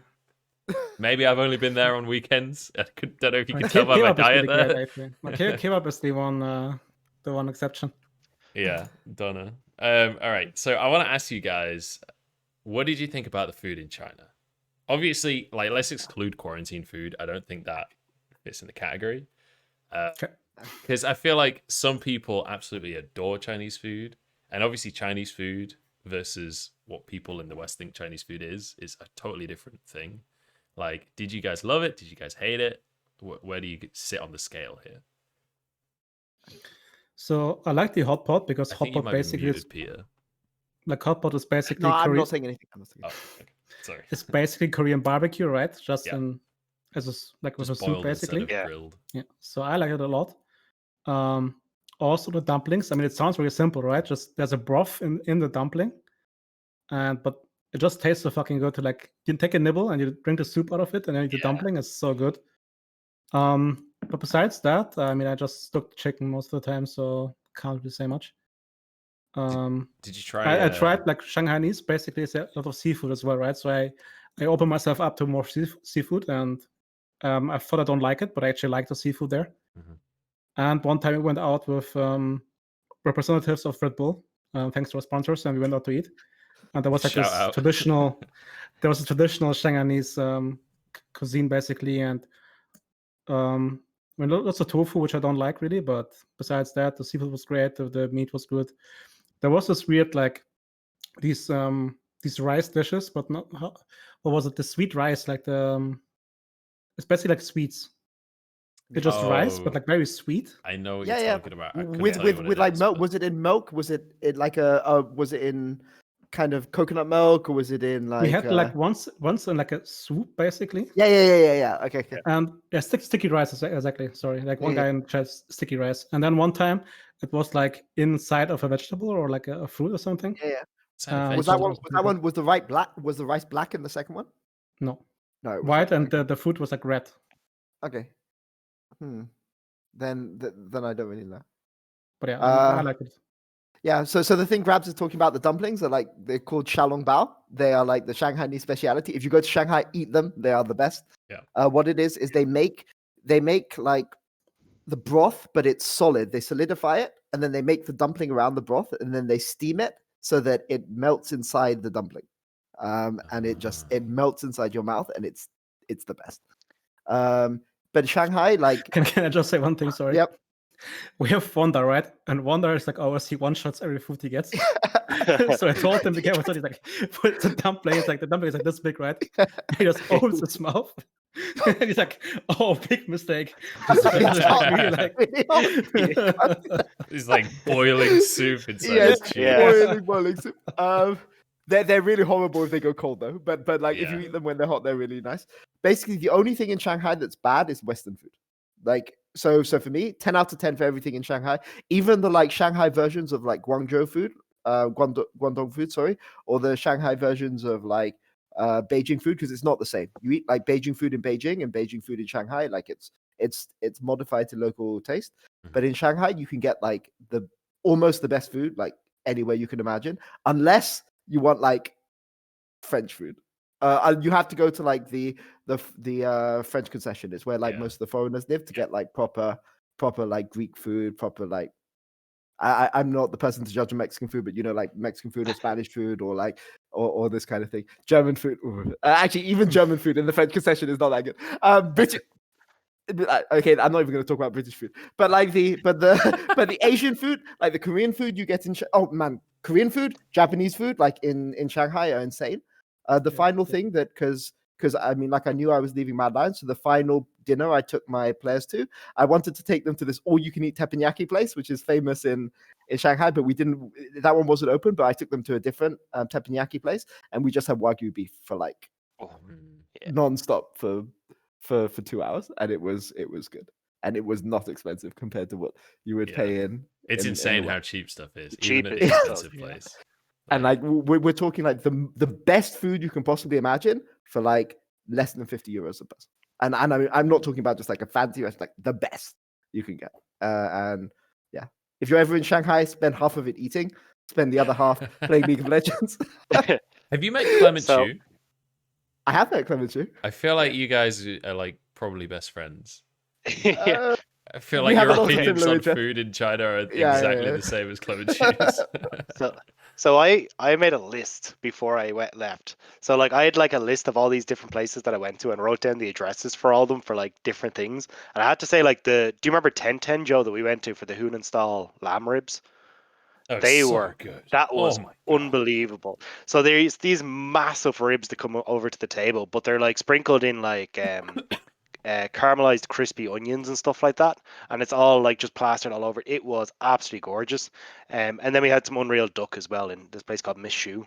But yeah, the food is unreal. The bars are great as well because they're super nice, but the price is just compared to Europe is just insane. Like you can go out easily. Like we were saying, there was a bar around the corner for myself and Joe that was doing all you could drink for €10, which was just nuts. I Even don't the think they were expensive bars were like, comparatively to European Comparatively, expensive yeah. bars. Captain is like a European bar, right? Yeah. Like €9 a drink. Yeah. Basically. The cocktail, like, yeah. Yeah. But we found a place which absolutely saved us after regional finals. We found a place that delivered an English fry. The day Oh, after. yeah, it was pretty good. It was wasn't- actually really good. It was wasn't amazing. like it wasn't like With black top tier. pudding? English With pudding, fry. with black pudding. With Yeah. black pudding, With holy black moly. pudding. You know, It was amazing. there was actually like And beans, baked beans and problem- tomato sauce as well. I think the big problem it was legit. as like a Westerner over there is that it's incredibly difficult to find stuff unless you've got someone that already knows where it is. Like, because obviously you don't speak the language, and like the apps are useful to an extent, but like, you know, the good stuff in any place is not usually on the like the you know, TripAdvisor or whatever. You usually have to find it, right? So you have to be there quite a while before you find the good stuff. So we finally figured out all of the good stuff, like kind of in the last sort of month before we left. Though I will say there was one place that did these amazing tacos that we used to order. It was like spicy tacos. It wasn't even like a Mexican place. I don't even know if they were. Oh, then technically they can't be Mexican good, dude. food. Then. But like, but I'm telling you, it was like Tacos del Diablo or something like that. Like, as you can tell, I'm very Spanish. Devil tacos. Wow, what They were like a original little name. bit spicy. They were magnificent. But yeah, like Just by you saying it's Mexican, I already hate the place. Like the name. The really, Mexican, you're not a spicy guy. No, I'm just saying, like, you say they're good, but it's not Mexican place, and the name is so generic. I'm like, that can't be good. Like, I refuse to believe it. It was definitely not a Mexican place, but they were good. I will say they were good. To be fair, the lads who were helping us out with like kind of behind the scenes owned a place called Tacklicious, which was very good as well. was pretty It was good. just it was a little bit more expensive because it was like It a was Western very place, which Western. was the biggest problem. But that was still really good. But yeah, I think there was a couple of places that we had for burritos. There was one which was like La Coyote or something like that, Yeah. and then there was the other place which it was actually like a bar that did it, but I can't remember the name of it. But that looked sick because we drove past in the taxi a couple of times and kept saying that we had to go in, but we never did. I'm suppressing my reactions because like you just mentioned burritos. I'm like, that are Mexican. don't put them in the same as Mexican food. Like, I'm being triggered. No. I feel like But the burrito is a separate category though. I Yeah, feel like you burrito, can do yeah, good burritos outside Something of that Munch Mexican. said though, I feel so hard because like every player will tell you, and to an extent they're right? German food is not good, but it's like our food in Berlin sucks. I'm like, did you ever leave the gaming house and not order from Lieferando? Like, did you actually go to a place and eat there ever in the 3 years? Like, no, but the food is shit. I'm like, well, if you get delivered every single time, then unlucky, right? But as I said, if you like actually just go out of the city and go to a random place, there's a high chance you find something decent. Yeah. So I mean, that's something because like we had to leave the next day after we lost to DamWon. Oh. That's something I really regret because I didn't have time Holy- to just like go to the city, right? Yeah. Yeah. Because you don't want to do it when you're prepared for the games. Yeah. So we didn't have the time to actually just go out and find a random place, sit down, hope that somebody like has a translator on the phone, you know. They We'll all didn't give just you the option meet to up stay next there? year. Hmm? We'll all just go for dinner next year after Worlds. Yeah. I mean, the crowds. down. All you have to do is go into planes and get knocked out. We got 6 days there, you know. Yeah. That was the secret. That was the secret. Honestly, that was so funny because we saw how fucking miserable the Mad Lions players were waiting 6 days. And Yeah. the thing is, like, the flight to Germany, we had to go to Germany because that's the agreement with the Chinese government, right? The players could not go somewhere else, is on Sunday midnight. That's where the flight goes. Against Genji, we played on Sunday. That means we said, if we lose today, we can't get the flight, so don't fucking lose because we don't want to wait a week not doing anything. Oh. So that was the main motivation to actually win against Genji. Oh, And wow. against DamWon, we played on Saturday. So I Yeah. guess that's why we actually lost because we didn't care. It's like, we can get the flight if we tomorrow. lose, It's fine. yeah, exactly. Who cares if I we mean, win? as a final thing for so we talked about Xiaolongbao, but the one thing that you have to get when you're in Shanghai, Xiaolongbao is number one. But the other thing is it's not a Shanghai dish, but it's something called rujiamo, which is like I don't know how it's like a stewed piece of meat, and then it's cut really finely, and it's served in something which is very similar to like a pita bread, which they make fresh in front of you with the dough, and it's street food. And this is the big thing we missed out on because of the COVID thing. Lots of street food people were just moved on. But the street food in Shanghai is. I think they shut down a lot of the street food, was what we were Yeah. told when we got there, which is Yeah. unfortunate because I heard it was absolutely incredible. Yeah, but I mean, like everything. I mean, okay, like GT unfortunately, fortunately, didn't get to experience much of the delights of Shanghai food. But I would like there's so much good stuff in Shanghai. Like if you're planning to go to Worlds next year, go and just spend all of your time eating. If any of your chat is planning to go, just eat and watch League of Legends. It's the best fun you'll ever It's a have. solid. And karaoke as well. Karaoke. That's the other thing that Shanghai I'll offers pass. in the world. I'll pass. Tourist guide Peter over here. One crazy thing though, like in Shake Shacks, there's just like League playing in the background. They just watch League. Yes. While eating food. Yeah. Yeah. Which is crazy. It's crazy to me, right? In Germany, like esports not a thing really still. Yeah. But were there people at the airport for you? Not really, no. Okay, because we. Oh, we're leaving. I mean, we're leaving. Yet there were some people. Yeah. Yeah. Like I mean, midnight. there was a guy just waiting at the airport taking our photos, and like we just had an awful tournament, so that was the last thing we wanted to think about. But you know, some guy had well, I think 3 in total had like made the trip out there. Pudong Airport is nowhere near our hotel; it's like an hour and a half away, and they were just like That's really there. far And they away. wanted, yeah. So I mean, it's really mainstream, and in the shopping mall, in the massive shopping mall next to our hotel, is where LPL used to be played. Like it's Oh, really? yeah, and Oh. like when we were walking around there, like some random people just recognized Kazi and Mac, and like made them do some TikTok dance. But I mean, like you know, people know who these guys are, right? Like they know who you are. Yeah. Even like the. Okay, I've got to find even the less successful teams such as ourselves still get Still get appreciation. Which I'm which really was, curious what the which word was like, going to be that you stopped yourself saying there. Yeah, but it's but definitely like a totally different culture over there. Yeah. Like Yeah.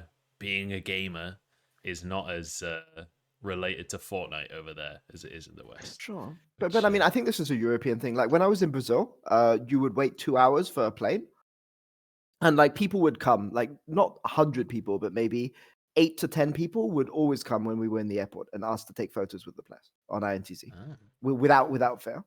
And I've never seen that happen in Europe, hmm. except no, it happened once when we were flying back from Copenhagen when Splice were playing the fourth game against Vitality and we won that. Then one person did it then, but that's the only time that I've ever seen it happen.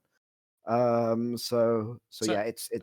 I have a question. So, how much do you think that is about just knowledge of the sport, and how much do you think that's also about like societal expectations? Because, like, as an English person, if I see a famous person, I'm actually, even if I really like that person, I'm probably not going to go up to them and like ask for a photo and an autograph because it's rude, right?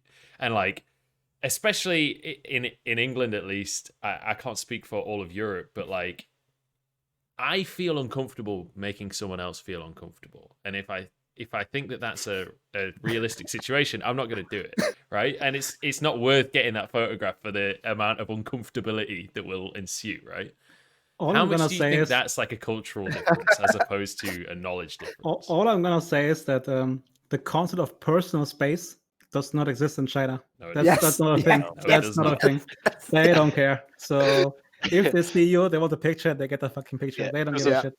There's a yeah. funny story we had with there was a guy that we made friends with over there who was from Sweden, and this guy was a Viking. He was like Yeah. 6'9". He was built like a I'm just brick gonna grab shit a beer. house. Like the dude was a monster, and he there was some guy who was just we were walking along the street with him, and there was this guy who like tried to get a photo of him. Obviously was like, actually this isn't the best angle, so we were stopped at the road. He just walked onto the road just to get a photo of him, making it Yeah, blatantly obvious that he was taking a photo, and then just walked off, didn't say anything. It was just like, oh yeah, this is totally fine. yeah. That's how they operate, right? So Yeah. Yeah, it's So- definitely so my girlfriend had blue hair when we first got there. And I Wow. tell you, white people with blue hair, not that common in China. shiny, like a shiny Pokemon. Yeah, That's it's crazy. I will say, not very many people asked us for photos, but a lot of people took photos with us. Or took photos of us. We were like a collector's edition when we went to the mall. Yeah. So yeah, it was But I mean, I suspect again. I don't know your experience, Grabbz, but I expect you must have got like lots of requests for photos and like fans waiting outside the hotel, no? Whenever Oh, you yeah, I guys mean, were every day there were like 10 people randomly like waiting for players to go out. Yeah. I mean, it got leaked at some point, right? That we in Yeah. the hotel. It wasn't too bad though. The Mm. one thing though, like when we went to the Bond, which is like the Yeah, yeah. shoreline basically, where we can see the skyline for the people in chat. We walked through it, and we could just see like people say left and right, like perks, caps, perks, caps, perks, caps. So that happened for sure, and I guess people did the pictures, but they weren't as, how to say it.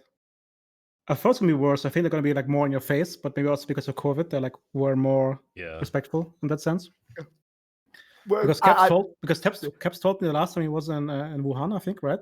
Yep. That they had to like leave the hotel by the secret exit, because fans are waiting outside, and I think COVID made it a bit easier. So maybe next year it's gonna be a bit different. You've just given me a perfect idea. So 2021, no need to do anything because it's in China again. 2022, if I qualify for Worlds and I want to make my players feel like kings, I just pay actors, get them. But it's so bad because Caps, for example, is a person, he can't say no. Like he wants to make people happy, like legitimately, he wants to make people happy. So we have to like drag him out of there, like basically, no, he doesn't have time. He's like, I can't. Like, no, you can't. No, you fucking can't. I come waiting for you. And that's the worst. But I mean, it wasn't as bad as I thought it would be. I I actually got a photo with Caps in 2019. I went and visited during the LPL during the LEC playoffs, and it was so clear to me that he was just fucking done and wanted to go home. and he like agreed to come and take a photo. And I said to him in like, I meant this as like a nice like, you know, go get him champ kind of gesture. I was like, hey, go crush him at Worlds or whatever. And he was like, yeah, man, I'll try. And I was like, whoa. I was like, that wasn't an order. Like, I felt like I'd put pressure on him. I feel like he definitely feels the weight of responsibility of being a public figure. That was definitely an impression I got when I met the guy. But it depends, one, because like Caps is like very pure as a person. But if he plays bad, that actually affects him, and that's the only time you'll offer him tilted. Like when he actually like feels he didn't play as good as he could be, then he is like a different person. And sometimes even it's very scary actually. I can talk about this. It's like when Caps is demanding out in reviews, like when he actually thinks something was wrong, and he switches his mode from like being this happy-go-lucky guy to like being serious. Like, okay, calm down. Like Jesus Christ, like who are you? So maybe just like caught him after like a bad game or something, and he just thought about the game and didn't have really the space. But usually he just really wants people to be happy, and he's just like very pure. I don't know. Like I have friends who tell me like protect him at all costs. Yeah. Like keep him pure. Yeah.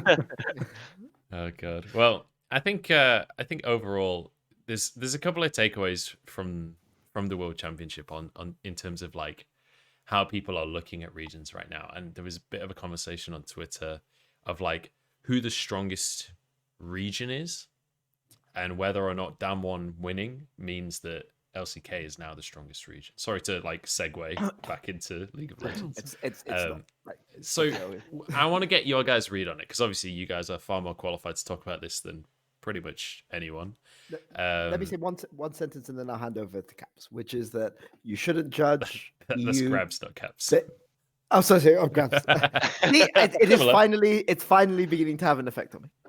No, but you shouldn't judge EU based on the performance of Mad Lads, right? Or Rogue, right? Because remember that these are teams that we didn't play on stage for most of the year. We didn't get the chance to practice, right? Like I don't know what happened for playoffs, but like I know that Mad Lions were very keen to play playoffs on stage because we knew that this was a risk. I don't know about what other teams argued for it. I assume G2 argued for it. I assume Fnatic argued for it, but it's a 10-team league. But we knew that this was a risk. So remember that Rogue and Mad Lions didn't play on stage for most of the year, right? And coming into quarantine, separate from home. Like Kaiser's been outside the country twice in his life, outside Germany twice in his life. Really? Going to China was literally the second time he's been outside Germany. Not even to like other countries in Europe. And you know, like Shadow had the expectations of people. Like he was the only LPL resident jungler. Maybe counts as LPL, but I mean, you know, jungler at Worlds for the first time in his life, having kind of the pressure on him that somebody like Perks or Reckless or Caps would have on him, without kind of the experience and the know-how, right? And you know, you shouldn't judge this Worlds. Like this Worlds is such a unique Worlds that it really affects certain teams who are outside of their comfort zone. Yeah. And this applies for Mad Lions. Again, like I'm not trying to put aside blame. This is our fault as the Mad Lions coaching staff for not fixing it, right? Same sort of thing happens with Rogue, right? But this is what will happen if you don't play any games on stage for the entire year. And then you have to kind of adapt to Worlds, right? Yeah. It's just fact. And so I didn't even say anything yet that you're like already like jumping into like make sure I don't go too hard. But yeah, but okay. So I now hand over to Grabbz. That's all I would say about Europe. No, let's get you take Grabbz. I think it's pretty clear. It's LPL, LCK, LEC. We don't talk about the other region, which is a major region, but whatever. You in PCS, right? Yeah, exactly. No, they're pretty good. Brazil. Well. Yeah, they're pretty good. I think Match is better than Liquid, even though we lost against Liquid. But hey, look, all I'm saying is Supermassive are getting all of their players poached, so maybe Turkey's on the list. No, but I think, and I said it before, and I can judge it from how Europe played out, right? I still believe that this year G2 and Fnatic were worse, and a team like Mad should not go to Worlds. And what I mean by that is because you're rookies. Like if a rookie team goes to Worlds as 4th or 3rd seed, that means veteran teams, while our players are not playing as well. And I think you guys did a really great job, but I didn't think the league was really strong. Like your team like at Origin was a clusterfuck. What else did they have like SK Vitality? You know, like at some point there was just not the depth in the league. and that for me is always the biggest measuring stick for the region. How much depth does the league have? It doesn't matter if we would have won Worlds, I still would have said that LEC is worse than LPL and SDK, because just if you go down the list, team 5, 6, 7, they're just way better, and I think there's no arguing about that, right? Even though you say like LGD, for example, played worse in scrims, I still think they would be a team that easily goes into playoffs, easily goes into semifinals in Europe.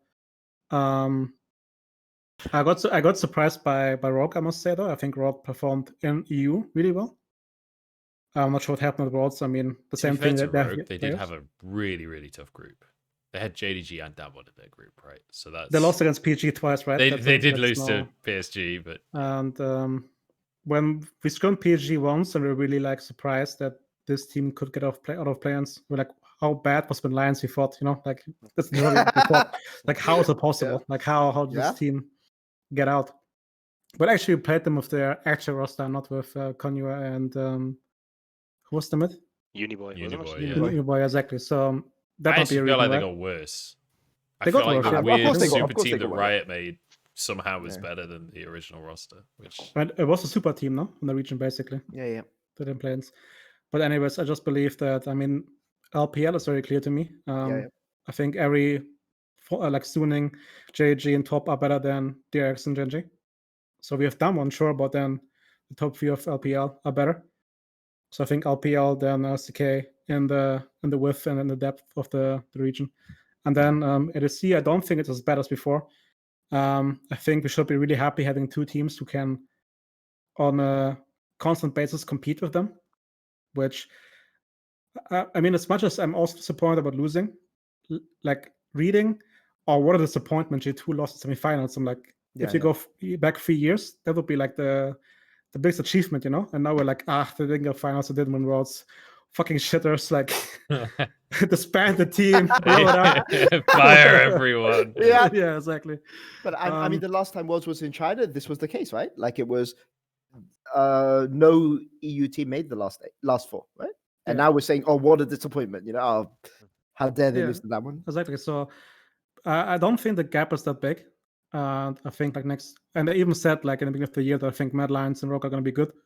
I think next year, if the teams stick together, they're going to be even better. So I think we're not as far away, but I still think that if you're honest, to just see that there's still the gap just mechanically, and also how they read the game. That being said, I think there's a huge benefit for them that they can scrim each other.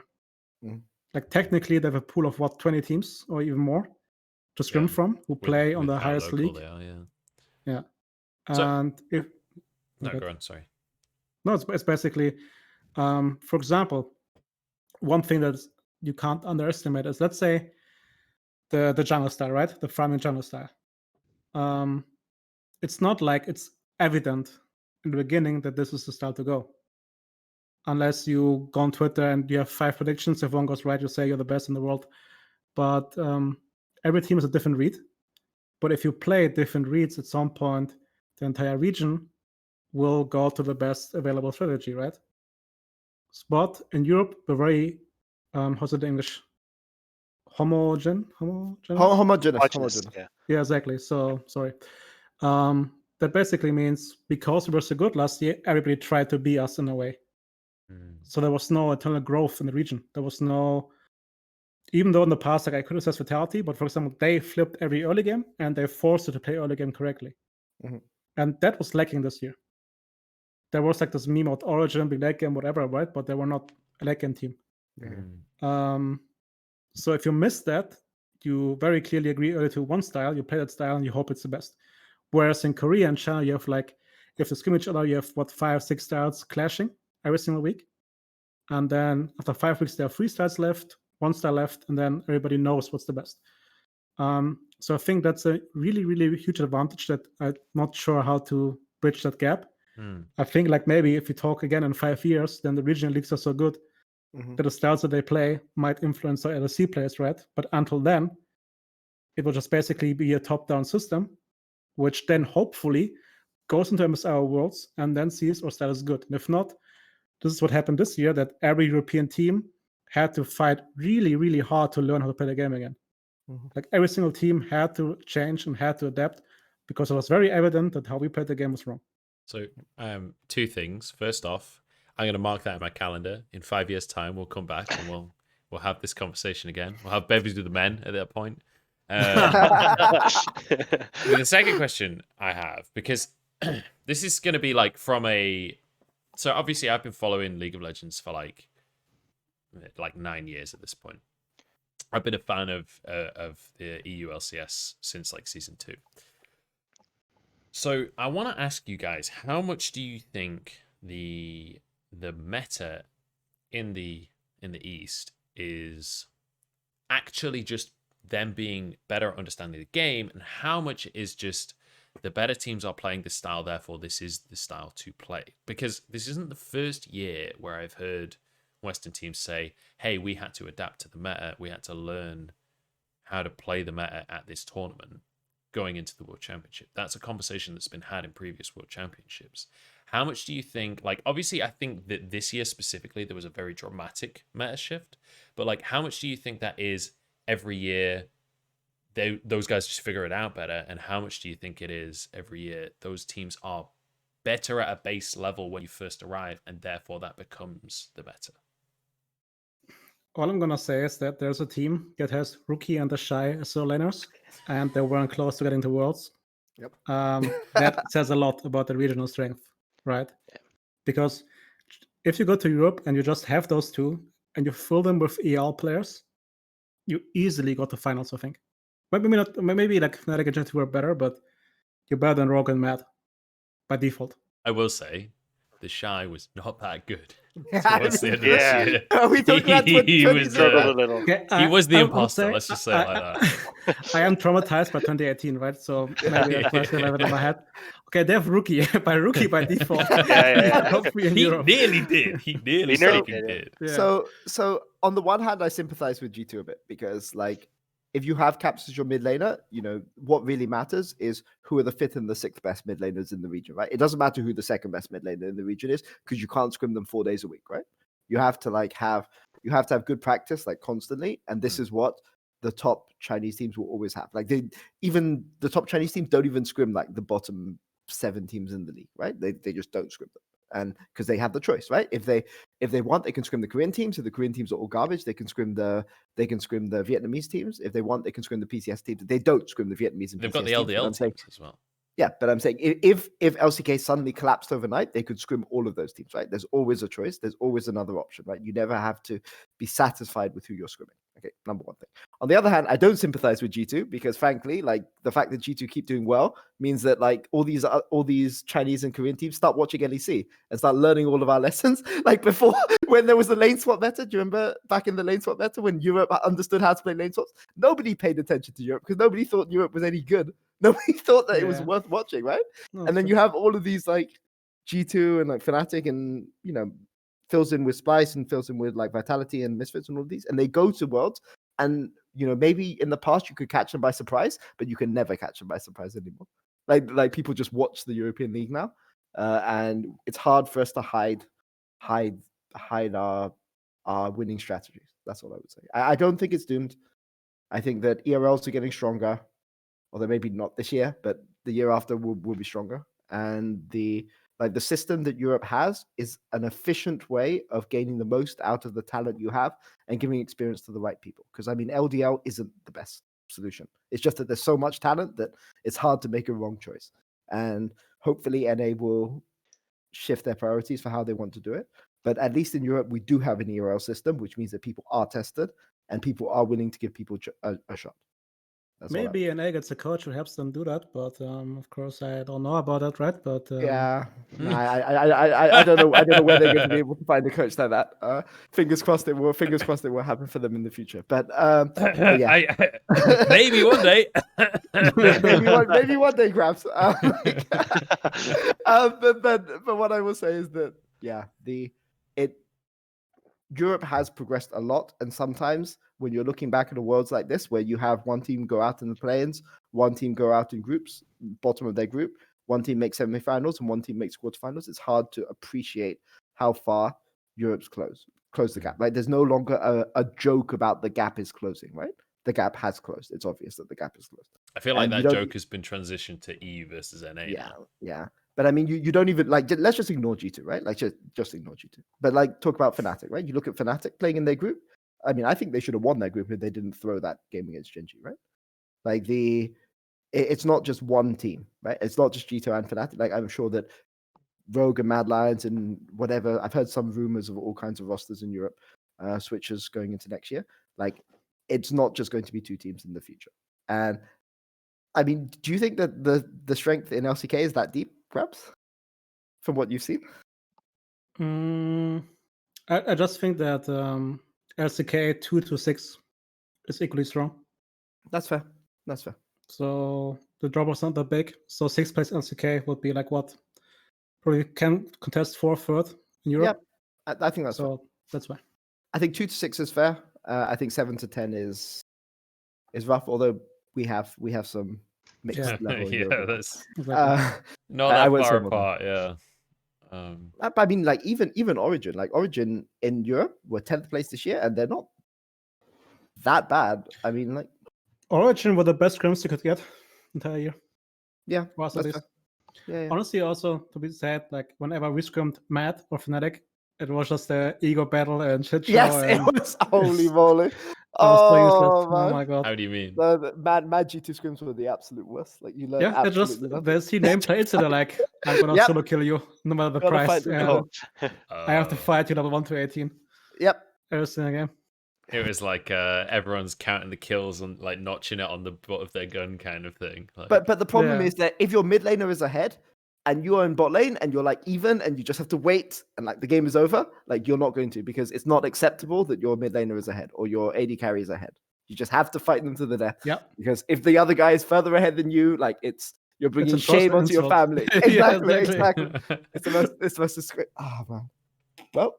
So, right, okay. So I'm going to ask a question that I certainly don't mean anything by this, but like, how much of that is like your guys' responsibility? Like, how much of that is within your guys' power to basically say to your players, stop fucking around?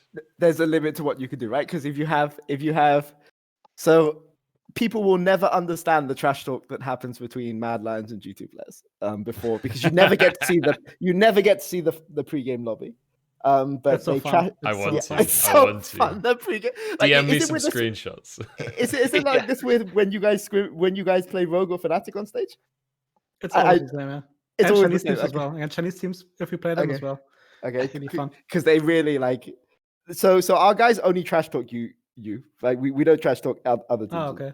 Okay, but I they feel it's like that hard was personal.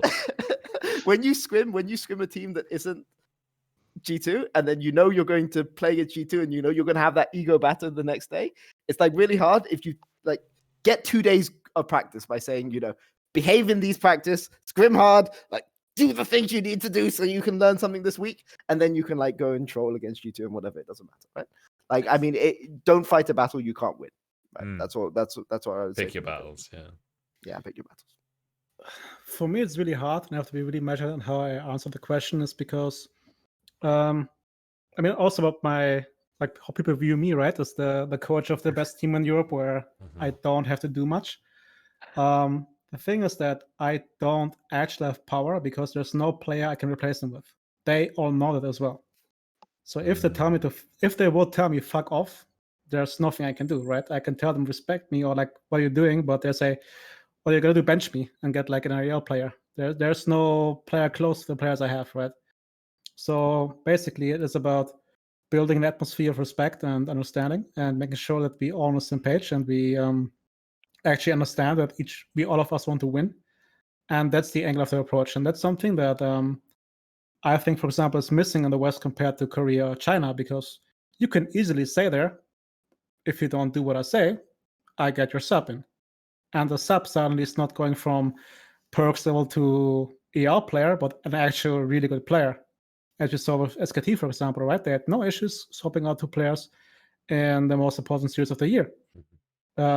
So that's something that if I would have, I could work better, because I mean, that's also just how traditional sports work, right? That intrinsic motivation that you want to play and your spot is in danger, because if you don't perform in scrims or like in training, then the guy who's performing will play. Yeah. So that's something that's sometimes really hard as well for me to deal with, because you reason with a guy who knows he's irreplaceable.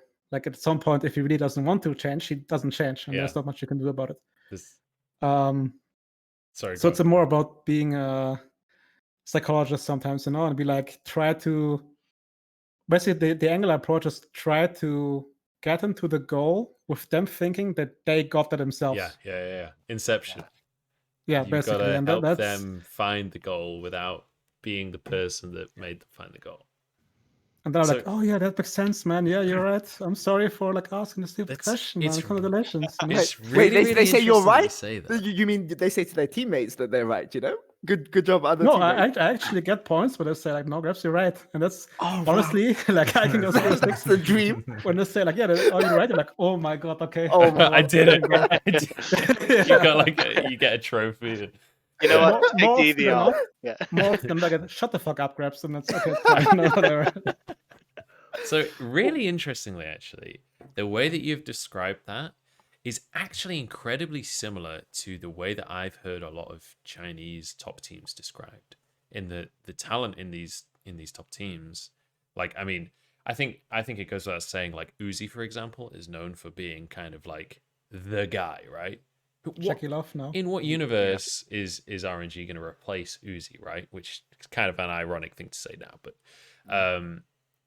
like I think that is a very similar coaching style to what a lot of the top teams in China have, where I think it's more of like a council of the 5 players and the coach, as opposed to just the Korean style historically, where it's like, the whole meme of Koma having like cracking his whip, where it's like the coach is the boss man and everyone else does what the coach says. So it's kind of interesting that from what I'm hearing from you guys, the European coaching style very much depends on the team and the coach and the players, as opposed to conforming to necessarily one of these stereotypes. And obviously I've not worked in any of these teams, so I don't know how accurate these stereotypes necessarily are, but would you guys say that there is a European stereotype of how a team functions, or would you say that it is dramatically different from team to team? I think there's like the model.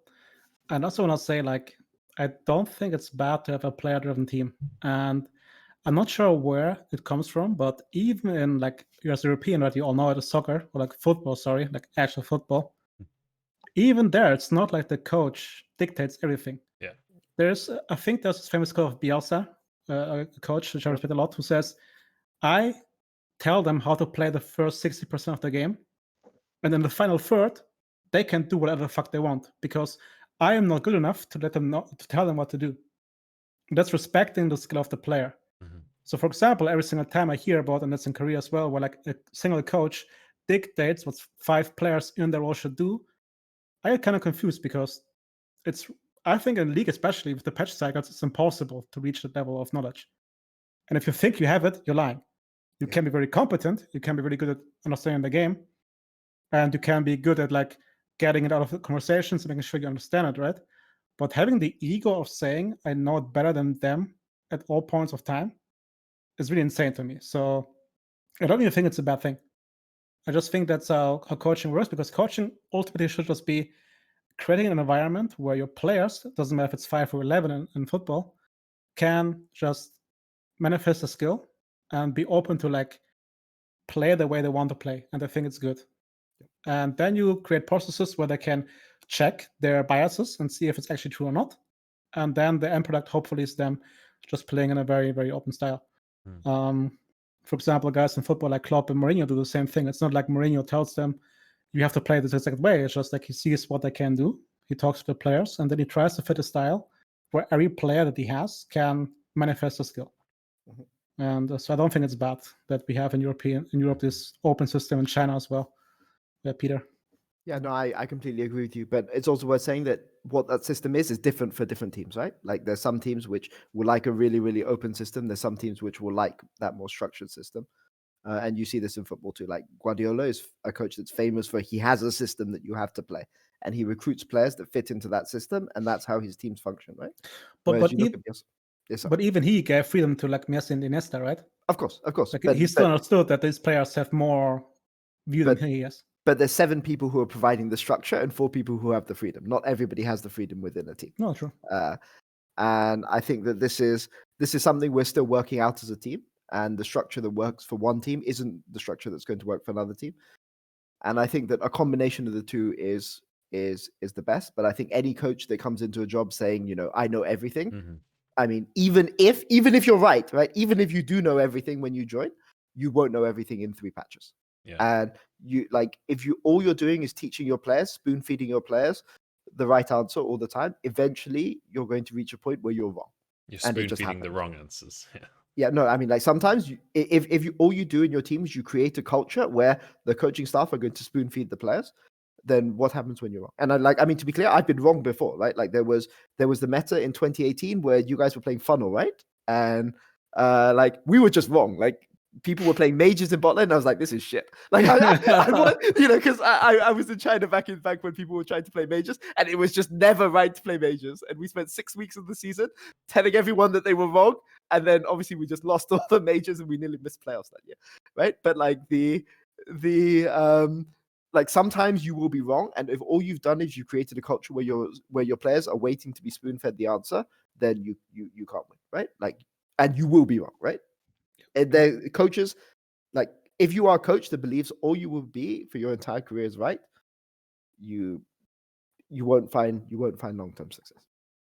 And there's also the point: there's no progress without conflict. You have to be willing to be wrong to improve. Yes. So, for example, the way, like how I believe I work is that I will throw in a question and challenge them, and 8 out of 10 times I'm wrong, and explain to me, oh, this is why you're wrong, and this is very simple, right? And they even say like, shut the fuck up, you know, whatever. But in those 2 out of 10 times, we get to a thought process where like we actually improve as a team, and that's just how it goes, right? So yeah, it's just I don't know. I think this whole idea of like. And I know for a fact Koma wasn't that guy either. Like Koma did not dictate how SKT plays, by the way. Like that's a myth, but he did not do that as well. Yep. And that's the one thing actually on a side note that I really dislike about how League works in a structure is that since we only have MSI and Worlds, you miss out so much of interacting with like Chinese coaches and Korean coaches because that's so much fun to just talk to them and see, like, even with the language barrier, to see how they think about the game.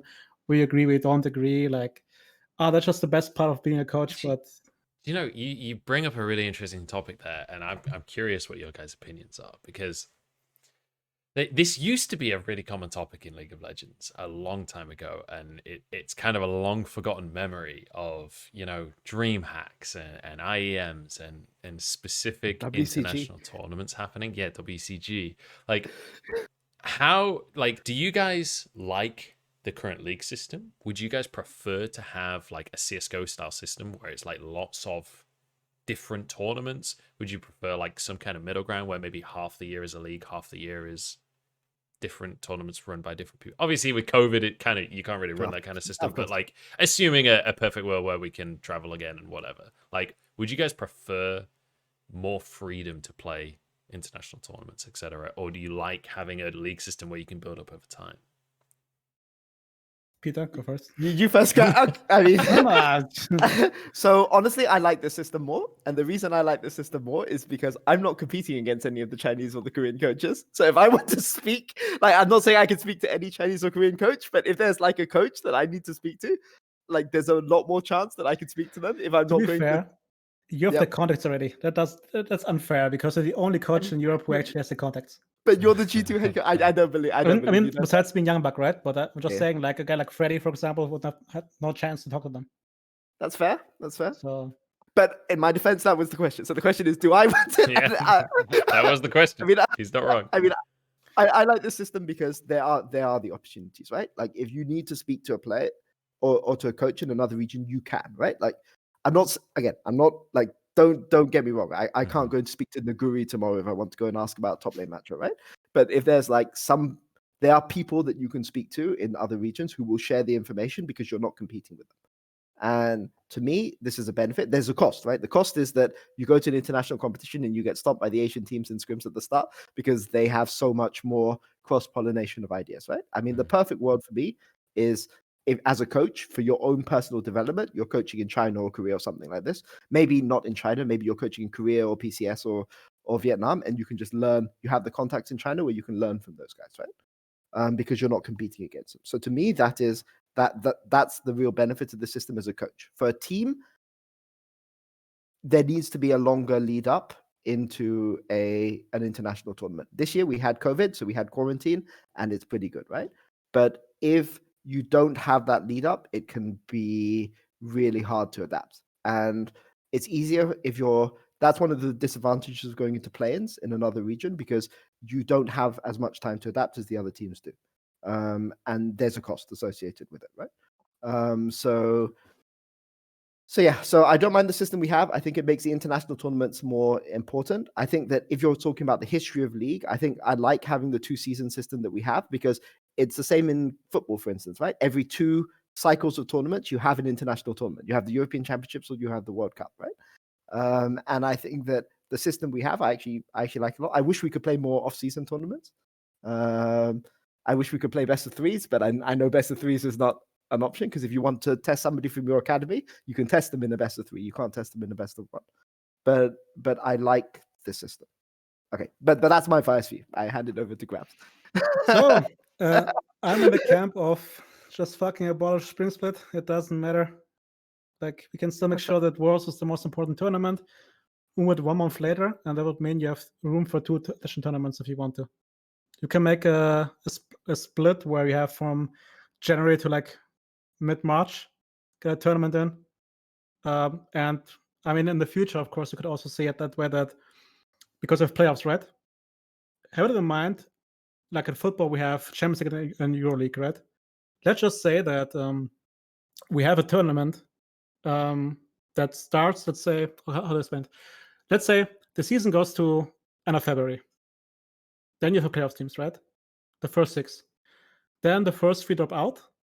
And then you could already have a second-tier international tournament where you still play the teams from 4 to 6. They start earlier. In the meantime, when they prepare, playoffs go on or further on in the major leagues. That means when the playoffs end there, that international tournament can start. And while the international tournament is going on, the first seeds or second seeds, they can prepare for their tournament. That means that will end in April. And then you have summer split. And I mean, okay, maybe it's hard to get the third tournament in because of Worlds, right?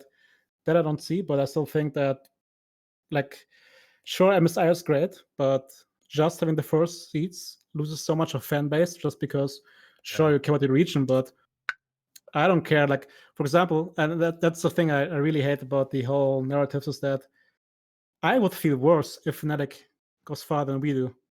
I wouldn't like that. I wouldn't be like, yeah, Europe. I would like, fuck my life. Like, how bad were we? That's not the thing. No player ever thinks, yeah, the guys were reaching, yeah, let's go. Like, if you at the tournament, you don't care. Yep. So I just think we should just like cut spring split, make it the season shorter, make it a tournament, you know, like the cup in football, where you like play 1 best of 5, you have a bracket go, and the winner goes to like a tournament for a short while. You can do it twice even this season, and then of course the winners of summer playoffs goes to Worlds, and then there's the big tournament, which ends in end of November, which also means if you have the tournament system, there's more break time for more players.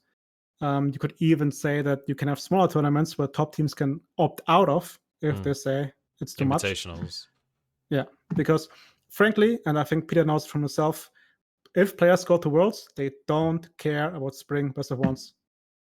It really doesn't matter. Like, every single time we talk about this, but we went to World Finals against FPX, and our next game was a best of 1 against Origin and Mad Lions. We're like, you know what? Like, I know the professionals, and you have to, like, to a certain standard, do your job, but you can't fake motivation. Yeah.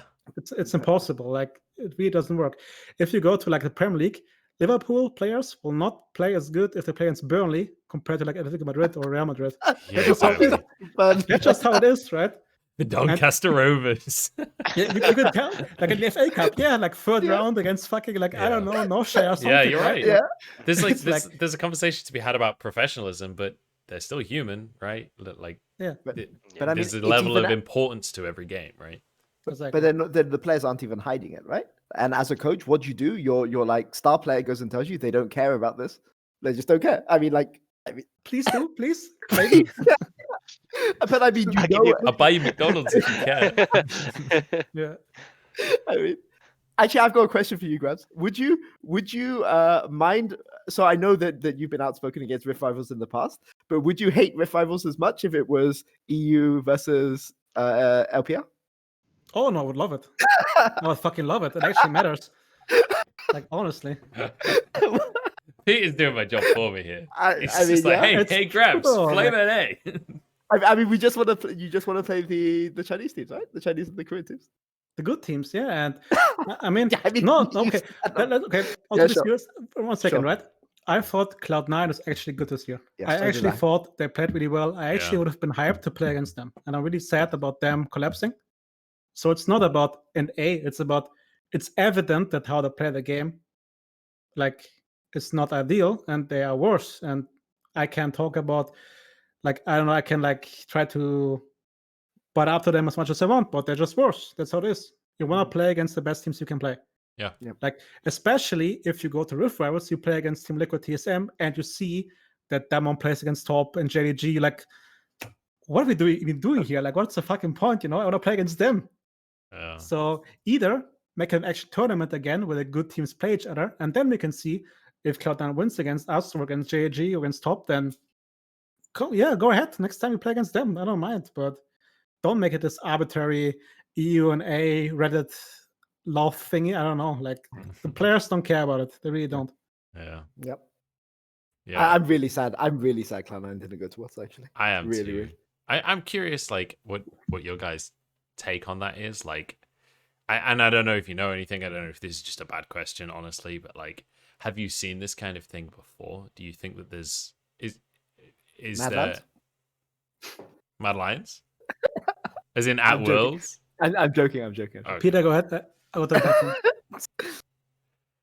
Yeah, I like. Have you? Do you think that there was something that went specifically wrong there, or do you think that was just something internal that will never? I mean, the meta game changed, right? Like, I mean, this happened. This affected all teams. It affects more experienced teams less than it affects other teams, but it does affect all teams in general. Yeah. And I think Cloud9 had the right roster and were playing the right style to be able to do it. But didn't they lose both of their series 3-2? I think they lost 3-2 in upper bracket and they lost 3-2 in lower bracket. I couldn't tell you off the top of my head, but I could find out, mate. Give me a second. But I mean, I'm pretty sure that that's what happened, and like it was really a shame because Cloud9 when Cloud9 were good, Cloud9 were not good by NA standards. Cloud9 were They good. were actually Like, good. They were good, right? Like there's very few teams where we learn things from NA teams, but Cloud9 we learned things from, and yeah, I just think that's I think that's a shame. I agree with Grabbz that Springflit, it's hard to motivate your players for Springflit. It's not. And I mean, this is one of the things which Mac will have an issue with coming into next year. I mean, you know, I wish Mac all the best, but I mean, when he comes with his rookie team, at least G2 have like experienced players, right? But when he comes with his rookie team and he's like, you must be motivated at the start of at least you can tell them, let's win Europe. Yay! Yeah. Okay, again, for the fifth time? Sure. Yeah. Well, I mean, if you guys had lost that series to Rogue, Grabbz, I mean, I'm not going to finish that sentence. No, that's fair. That's fair. I mean, we got surprised how good they are. Like, Rogue actually was not bad. Yeah. Credit. Yeah. I mean, they've tried to play scaling and get you in the first game and got smashed, but after that, they played hard. It was good. We also entered really hard, no? Yeah. I mean, like,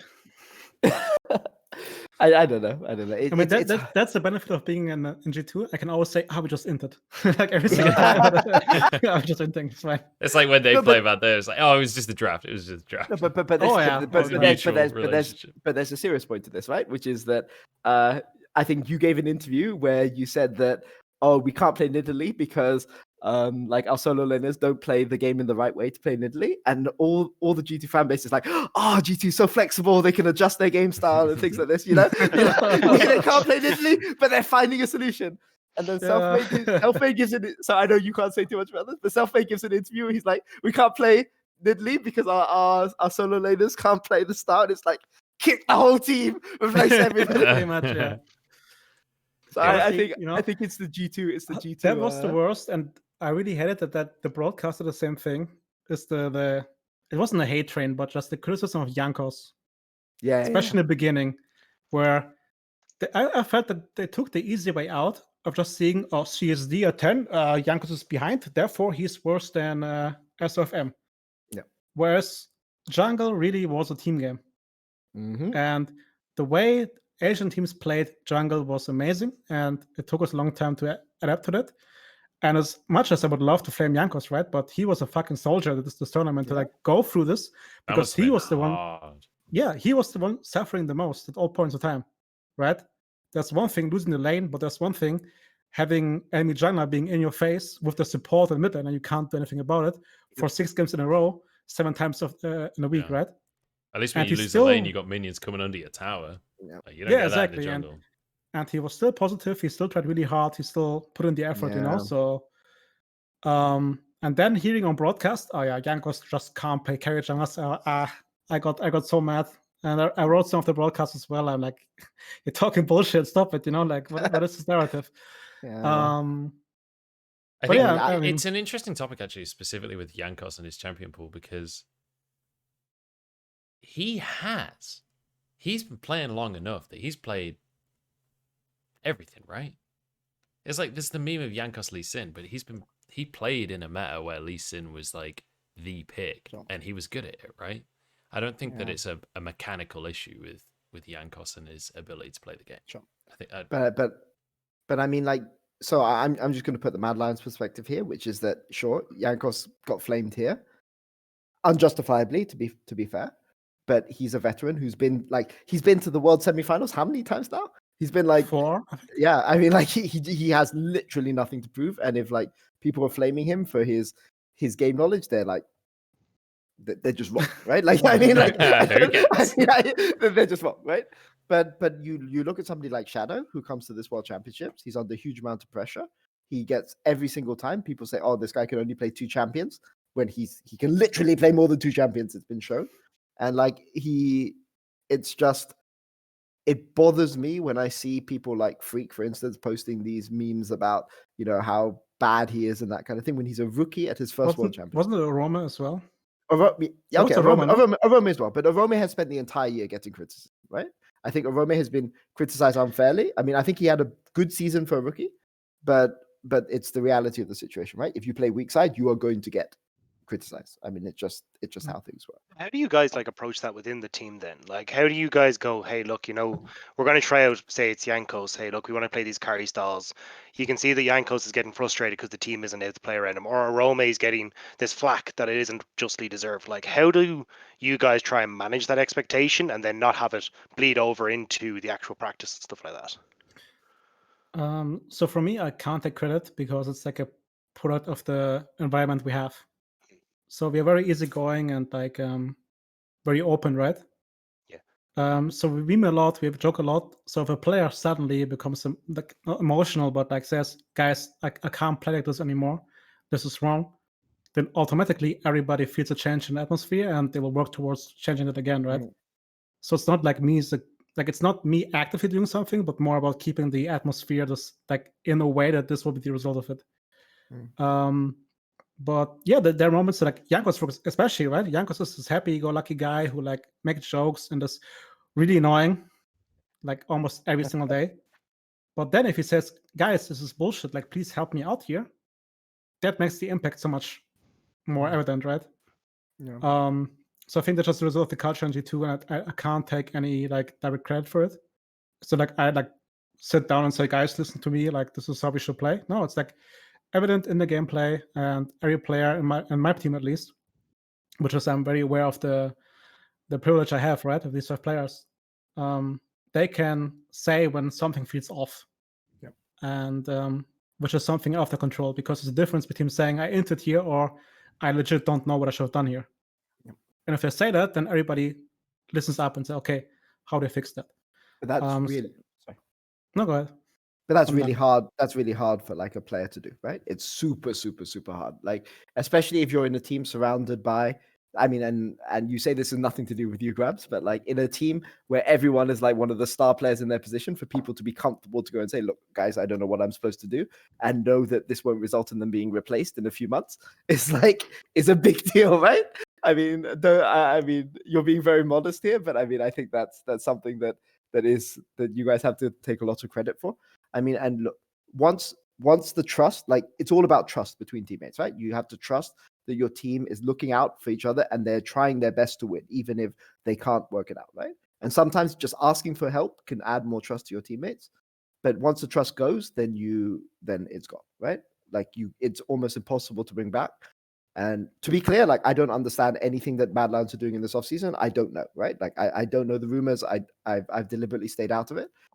But at some point when trust is gone, like you have to make the change. And I mean, there's a lot of changes that are rumored that I wouldn't have made personally. But I can understand why they're choosing to go that direction if they think that trust cannot be rebuilt anymore. And there's a lot of ways you can maintain the trust, right? You can work hard, you can like ask for help, you can like work in your team, you can build trust between teammates, but it's not easy when things go badly. And you know what counts as being bad for different teams is different for different teams, right? Like for Mad Lions, obviously going out and playing is really, really bad, right? For I don't know what G2 counts as being bad, you know, going to the quarterfinals of Worlds, you know, is that bad? But you know, there is what counts as being bad for different teams is clear, right? And it's really hard for people from the outside to understand that their comments have power, right? Like if you go and you flame a guy for every single week for the entire year when he's a rookie, it will have an impact on him. It may not have an impact on him directly, it may have an impact on his organization's trust in him, it may have an impact on his teammates' trust in him and things like this. And once the trust is gone, you cannot build it back. You have to go and make a change. And people don't realize the power that they have, and especially now with co-streaming and all of this, like it puts so much more pressure. And this is something that orgs have to do. They have to go and maintain that culture where the players all trust each other. This is something obviously G2 have been really good at, and it's, you know, if I had to say one of my greatest failings on Mad Lions, that was it, right? We couldn't keep that in the face of what people were saying, right? So I mean, it's sad, but it's the reality of the situation. Oh, Grabbz, you were kind of saying you like reached out to the broadcast and stuff like that. Like, would you guys regularly reach out to the broadcast and say, hang on a second, lads, this is actually what's going on here. This is what the story is. Or do you guys kind of just meme about it internally and go, they're fucking idiots. Let's move on. The second part more, yeah. Okay, yeah. I don't want to make it like a war broadcast, but there's a certain like one person, for example, who actually like actively reaches out and tries to learn about the game, because I mean, it's not their fault. I mean, we do it every single day. Like we know the game better, and that's just how it is. And they try to make it like entertaining, right? It's a different requirement. But I get especially pissed if a person evidently doesn't put in the effort and rather streams their Clash games and then makes a take which is evidently wrong, which can hurt the player's reputation. And as Peter said, right, for G2, it's very easy to say like, you can flame Jankos, but it's a Jankos. It's not going to hurt him in the long run. But do that to a Romo Shadow, you can actively destroy his career. Like that narrative will live on, right? And especially like I think for Romo, right, was the showed the wrong stat even on broadcast. Yeah. And that's insane, right? Like that's legit insane to like have a rookie who is like Finn is the same thing, right? They were evidently outmatched, and it's fine. You at Worlds, you have the best player in the world playing against you, and then you have a wrong stat, or the narrative is suddenly about flaming the person, or just even making a wrong read on the game where every pro will tell you this is how they should move, and the cast why is he going there? Like, what is he doing? You know, that actively hurts the player. So I think there's a disconnect. And again, I'm not talking about who it is or who could do more. Yeah, this wasn't like a loaded question to try to like break open the broadcast versus team thing. It was just how it was more to just figure out how it deals with internally. No, I'm aware, but I think I can say it because I'm in a privileged position because I'm the coach of G2. My players can't get hurt by what Castle says because they're evidently the best in their role. So it doesn't matter that much. So I know it's harder for smaller teams to talk about this because, of course, they want to have broadcast time. They want to have good feedback, So they are very shy about having that feedback. So I do believe that we, as a region or as a broadcast, should come together and talk about what we're talking about because, by the way, the phrase things in contrast to the game knowledge, I think it doesn't work out. I think there's a disconnect. If you're very harsh, you should know about the game really well. Where I even would say and people know that me and LS have had some quarrels, right? LS is smart about the game, so if he's harsh, at least he has a foundation, right? Which is not given in the broadcast sometimes, especially at Worlds. So therefore, I get more angry if I see a rookie getting attacked for something that he does correctly, and the broadcast has no idea about. And I think that's just something that we have to evolve together, and that's also something with a team or as teams could get better and reach out. But I'm missing the active participation of broadcast sometimes. Again, I have one person personally who reached out to me. I know players have different persons, but I just think there's a conversation to be had. I do have a follow-up Like question. to see that go. Yeah.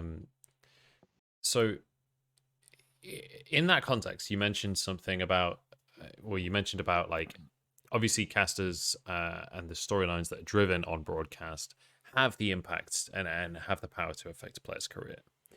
If a player is actively underperforming and a caster is correct on because I feel like I'm kind of detached from this conversation somewhat, as is Dagda, because the players we talk about don't hear what we're saying about them. The Korean community, the Chinese community, doesn't really care what I say about the players, right? So I don't feel like I really have the same impact when I'm talking about a player in the LPL. If a player is underperforming and the caster is correct, let's say it's a color caster, they really know their shit and they're saying something that is true, do you still feel it's irresponsible for them to go hard on a player when they are underperforming in a significant way? Or do you feel like that is the right of broadcast? Who's the player? That's the thing, right? If you have a player like Gilius or somebody like Wonder who actively goes out of his way to go and say, this is, bring attention to me, pay attention to me, then it's very, very different from flaming somebody like Shadow who doesn't do it, right? And I mean, I think that, there are players who, I mean, you should call out things which are bad if they are, but recognize that there's other factors that matter, right? And this is to feed into the point Grabbz is making about having the knowledge, right? Sometimes players are taking losses for their team, right? When Jankos is not farming that much, when he's down in CS, it's because his team is making a conscious choice to pick him a certain champion and to make him play a certain way, right? And if somebody, let's say Arome, because Arome in Spring Split was an example of this, if somebody is saying give 50 CS to Kazi instead of 50 CS to Arome, and Arome's stats all look dreadful, bear that in mind, right? Sometimes stats tell you more about the style of play that the team is playing rather than the style itself, right? The team itself. But when I see people commenting and saying, on Twitter, that, people like Arome should not even be given a chance in Academy next year because they've already had their shot after they've had 1 year in LEC, that really, really disturbs me. I think that for years in Europe, we had a system where rookies couldn't get a shot, but now we've gone too far in the other direction, and that bothers me a lot. Now, I no longer have a position in Europe, so I can say this, and I can say this comfortably. But there has to be a balance, and we just have to be aware of that moving forwards. Or we don't have to be, but there risks being a lot of problems if you're not. And the people who will bear the brunt of this are not the coaching staff and not the orgs. It'll be the players. Because it doesn't matter what you're saying, how it affects a player. It matters how it affects his teammates. And of course, this is something as a coaching staff we have to work on. But it's harder when you're working with rookies than when you're working with 5-year veterans. Right? That is the disadvantage of having a rookie roster. How do you kind of see this system working if you are with broadcast and teams? Is it hey, look, the broadcast team comes to you and goes, hey, look, these are the storylines we're thinking of running, or these are the chaos that we're seeing. What do you guys see within these for your team or the other teams around you? What kind of way would you like to see this work? I think I can talk about this because I did cast for German TV. So on Oh, Best of Five really? Worlds 2017. Oh, cool. And I can say casting Best of Five is fucking hard. I Like agree. being Very Mhm. selfishly, in the I moment, agree.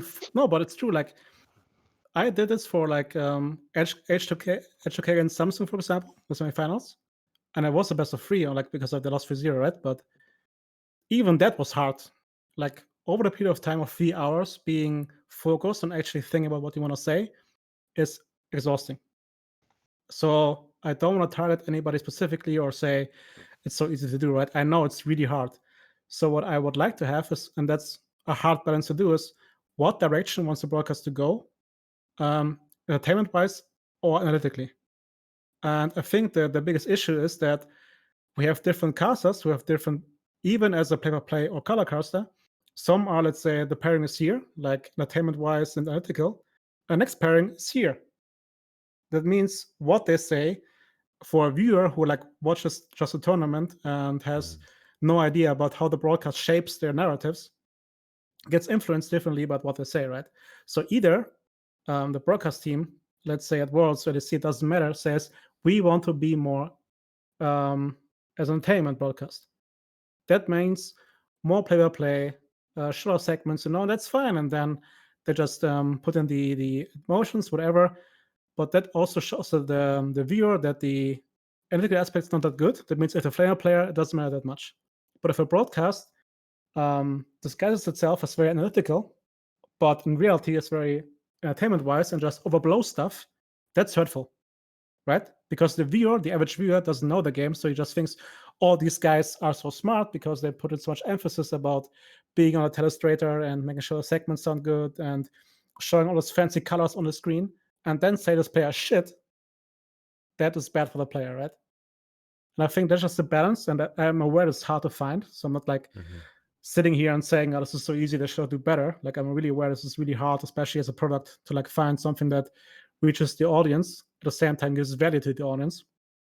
But I think that's something that we should just work towards a bit better. Yeah. Like make sure what is the product we want to sell as a broadcast, and again at the same time though, like players should not be spared by criticism, right? If they play bad, they should be criticized, but also there's wording about it, right? It's either the player is bad or the player is out of form. Yes. Like traditional sports, a broadcaster will never say the player is bad. He will always say he's out of form, he's not showing his best performance, maybe they should change him. But he says he's out of form. He's not directly attacking the player, he's just saying at the moment. There is one slight caveat to that, and that's that in traditional sports, teams will have 14, 15, 16 subs. They can just swap a player for a few games. There are not that many teams in League of Legends that have the ability to just swap a player in any role for a few games while they get back on form. That's not a very realistic situation in League of Legends right now, aside from a very select few teams. No, it is in Asia again. I think it actually is. Even though we don't hear about the players, I think every team has an academy system where they are comfortable if a player acts out to exchange them. And I think that's something that Western teams need to have in the future.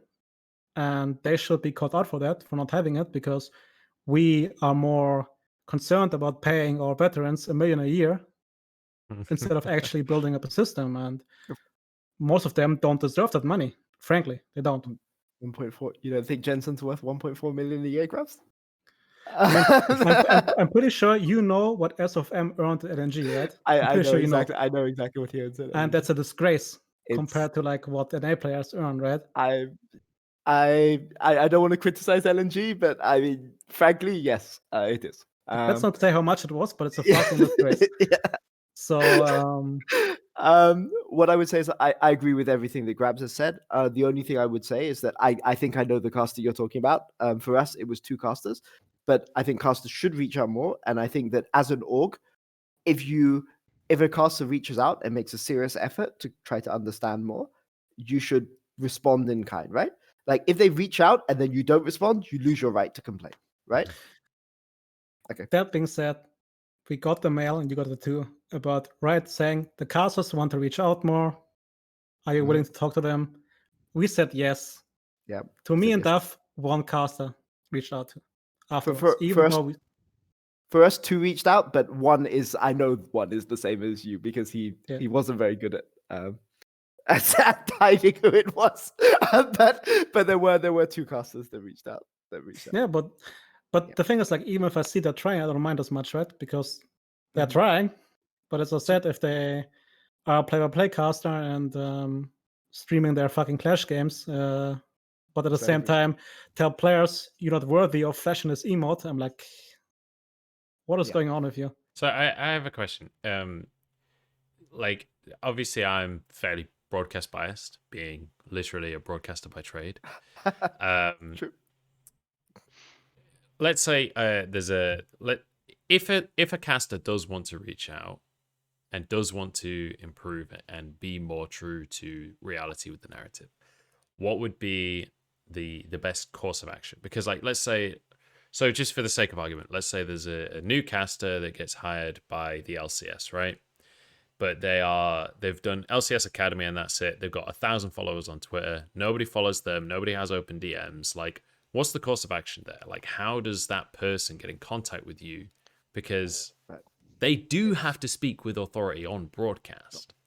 But there's a difference here, right? Like, I mean, whilst I'm happy to answer questions from everybody, right? Like, if somebody's just casting the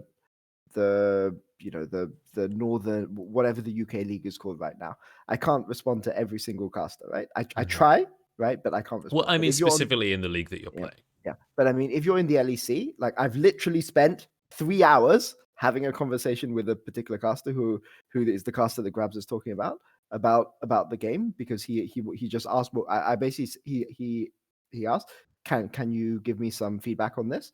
And I said, sure, ask all the questions you want to ask, and I literally responded to every single question that this person asked, right? And it lasted for 3 hours, and I'm willing to put that time in because I think that. Yeah, Just making sure. Yeah. So Grabbz messaged. So for the chat, Grabbz messaged me, and yes, that person. But that person, right? Like, if you're willing to put in the time, then fine, right? Like, I'm not saying all teams will do it, but if you don't do it, you lose the right. You lose the right to complain. Like, you just lose the right. But if somebody is willing to go and put in the time, people will give you knowledge. They won't give you everything, right? I mean, the problem is if you have a caster who was a coach before, and then he wants to go, or he or she wants to go into coaching later, right? Then it's a bit different, right? But, like, if there's a person who's clearly really passionate about casting and wants to cast and wants to make an effort, people will make time, right? And it bothers me when people who haven't made time don't are the ones making these comments and shaping the narrative. Can I say one thing quickly? Just because I read the go chat. for it, man. And I know my example was slow towards Medic because he made a comment towards Destiny. But it was an example. I'm not targeting Medic specifically here. I just make sure that I'm not saying he's the one caster who I hate or something, right? It's just an example of what bothers me. So the chat can calm the fuck down. And at the same time, to, like, Munch's questions about also if you're a broadcaster for LPL, LCK, or LEC, LCS, what helps me, for example, is give a direct question. Like, don't ask what is the meta. Show me a timestamp. What was your team thinking here? Why did I make the decision? Because I know the comms, right? And I can tell them, oh, we talked about this and this and this, and it's okay, I understand. So the more specific you get, the way easier it is to answer, and also the more fun it is, because I don't want to answer the question, what's the meta, for the 50th time a week, right? Like, I don't know, fucking pick 56 jungle, I don't care, Yeah. But tell me, here was the Drake setup, your team entered this way, was it conscious, was it unconscious? What if you know the pink ward setup, that stuff I want to go in depth to. And that's fun. So I think that's the way people engage you in a real conversation, essentially. Exactly. And then, as Peter said, because then also, if we as coaches notice the person's actual interest in the game, every coach is more than happy to, like, engage in that, right? Because that's what we do. That's the livelihood. Yeah. I mean, Grabbz, you say that you're willing to engage, I'm willing to engage. We shouldn't put that responsibility on every coach, right? Okay, but Sure. they're more likely to. They're more likely to engage in that. Of course. So I can definitely like kind of see where Munch is coming from, because like I'm a guy, I came up Ireland, not exactly the most successful League of Legends scene in the world, and then you move over. I didn't know many people in the UK, and now I move over to LPL. And big shout out to Lyric and Clemenchu, who've been massively helping me with like knowledge wise and like helping bring me up to speed and stuff. But it definitely is daunting, like say to reach out to yourselves or to a player to start figuring stuff out and like going, hey, look, what's this thought, or what were you doing here, or why, how does this champion matchup work? Because I think that's the biggest thing for, I've found myself anyway, coming up is trying to become a really strong color caster, is that like I don't have the contacts at the moment to just be like talking to Veteran or talking to Lyric. They're just like, oh yeah, well I've got like 20 players that I worked with previously. I pinged BRTT to find out how this AD carry matchup worked, or I pinged them to go, hey look, what were you thinking here? Or how do you think about dragon setups or baron setups or whatever it might be? So I think definitely like if you have people that you can be in contact with, I think it's a lot easier. Or I say for yourselves, if you're interacting with the LEC broadcast, it becomes easier. But certainly for myself, and I say for a lot of guys who are newer to the scene, it's pretty daunting going, hey, I mean, who the hell do I actually reach out to try and improve this knowledge or like bring myself up to speed? It might be worth me to answer because I'm aware I'm the G2 coach, right? And we went to semifinals 3 times in a row. But I still improve every single day. And I'm aware I don't know everything. I'm not even close to it, you know? Like, I'm open about it. I am not a lane coach. I couldn't tell you about how captured lane. I have no fucking idea. Like, that's not the thing I focus on, and I shouldn't about. But for me, it's more about if, like, I personally, I can't talk about Peter. I can talk about other like coaches, right? But we all want to learn. And if I realize that you actively just want to learn about the game and try to improve, I'm more than happy to talk to you, right? Because you put in the effort, and for us, it's every single day is the effort. The last 3 years, I had 1 month off, and even then, it was just I still watch the Master Cup, I still watch Casper Cup, right? It's not a month off. Like we work, and if that drive isn't matched, I think that's also maybe a bias I have, and maybe that's something I can work on. But then I actively dislike you a bit more, you know, because I see like we put in the work and you don't try to, then honestly fuck off. But if I see that you, it doesn't matter if you're, of course, it matters in a way that I can't talk to every goal player, you know, who's in my DMs. Yeah. But as a caster, of course, I mean, I know you're in the scene and you try to like improve your product and your broadcast. And if I see you put thought in it, it doesn't matter where you start, I will happily help you. At least that's how I see it, right? Because I was in Rocket, I had no clue. I was like happy being like I thought I was good, but then of course every single year, if you think back, I mean Peter Dunn thinks the same probably. Yeah, It's like how bad was the last year? You know, every single year I'm like I was so garbage. That's the same as a caster. I promise you that is exactly right. So we're all just learning at all points. So if you put in the effort to learn, then go ahead. You know, like just shoot the DM, and I'm happy to help. The 1 month off in the last 4 years, definitely. That's relatable. Holy moly, there's no off time in this. Off time for me is freelance time. Yeah. But for sure, everything Grabbz says is true, right? Like, I mean, you have to like everyone is getting better all the time. Players have to get better, and coaches have to get better too, and casters too, right? Yeah. But because the expectations are always higher year on year on year, and the time when you start to fall behind as a player or coach, I don't know how it works with casters, but as a player or coach, when you start to fall behind, there's 50 people waiting for your job, right? And you can't afford to fall too far behind. Again, it's different if you're a gold. Like, I mean, I try to respond to every DM, but like there are people that they're just sometimes there's too many, and Grabbz has I don't even know how many. Like I'm sure Grabbz gets 10 times as many messages. As I mean, half right? of them must kill myself, but besides that, like, but like you obviously like you try to respond to everybody, but like there's just no time in the day. It gets right? overwhelming. But I mean, if there is somebody who is genuinely reaching out, right? And for I don't know how it works for Grabbz, but if you're a coach who I'm not competing against, if you're a coach in like China or you're a coach in Korea or you're a coach in PCS and you or Brazil and you reach out, I'll try to respond. If you're a caster, I'll try to respond, right? But it's different. It's different. Yeah. Even that is weird because I mean, from Worlds as well, that every coach in Worlds is like really cocky. Yeah. It's like I know. It's like hey Zephyr, if I talk to you, I'm still better than you, so yeah, you can share secrets and make the best of it, But I love it. I think that's how it should be. I love I the agree. atmosphere I of agree. like everybody's like so secure in their craft that are not like afraid of Just sharing what they confident, think. Yeah, exactly. But Grabbz, you're a 5-year coach, right? Like, I mean, I'm an 8. Like, I said worlds, right? Yeah, I said worlds. exactly. But So- like, but the kind of coaches that we're interacting with at these tournaments are like the guys who are secure, because the ones who are not secure that's will why I not said- speak to you. But that's why I said I miss it so much a bit more, Yeah, I miss it. That's the best fucking part of Worlds, to like just talk to other coaches. Oh, And also because sorry, because I see in Go ahead. chat, right? It's the What? same thing if you like DM a coach and you ask them, I want to be a coach, how do I do it? Yeah, holy moly, yeah. You're not getting an answer. But if you say, I tried this is how I think about the game, what do you think about this specific scenario? What can I improve on? You are more likely to get an answer from me because you put in the effort. And the same thing as for me with casters, for example, to go back on the topic, right? Is we notice the effort the casters put in. Yeah. And you can tell me as much as you want about what you do in your free time, but if I tell my players, hey, who do you talk to? Oh, this caster and this caster. Oh, this caster not. And I talk to, like, of course, also to Matt players, so like to Peter or to Mac or something. Like, we know. We're not stupid, right? So if that caster then goes on broadcast and say, "This player shit, he didn't do this," it's like, hold up, buddy. You might want to fall back a bit here. But actually, there is a point though. Going back to all the way back to what you were saying before, is it entertainment or is it analysis, right? And like, people want, like, it's entertaining. I don't know why, but like, for some reason, League of Legends fans like to hear it when like somebody is entertaining and like shitting on players. I don't know why. I love it. People love it.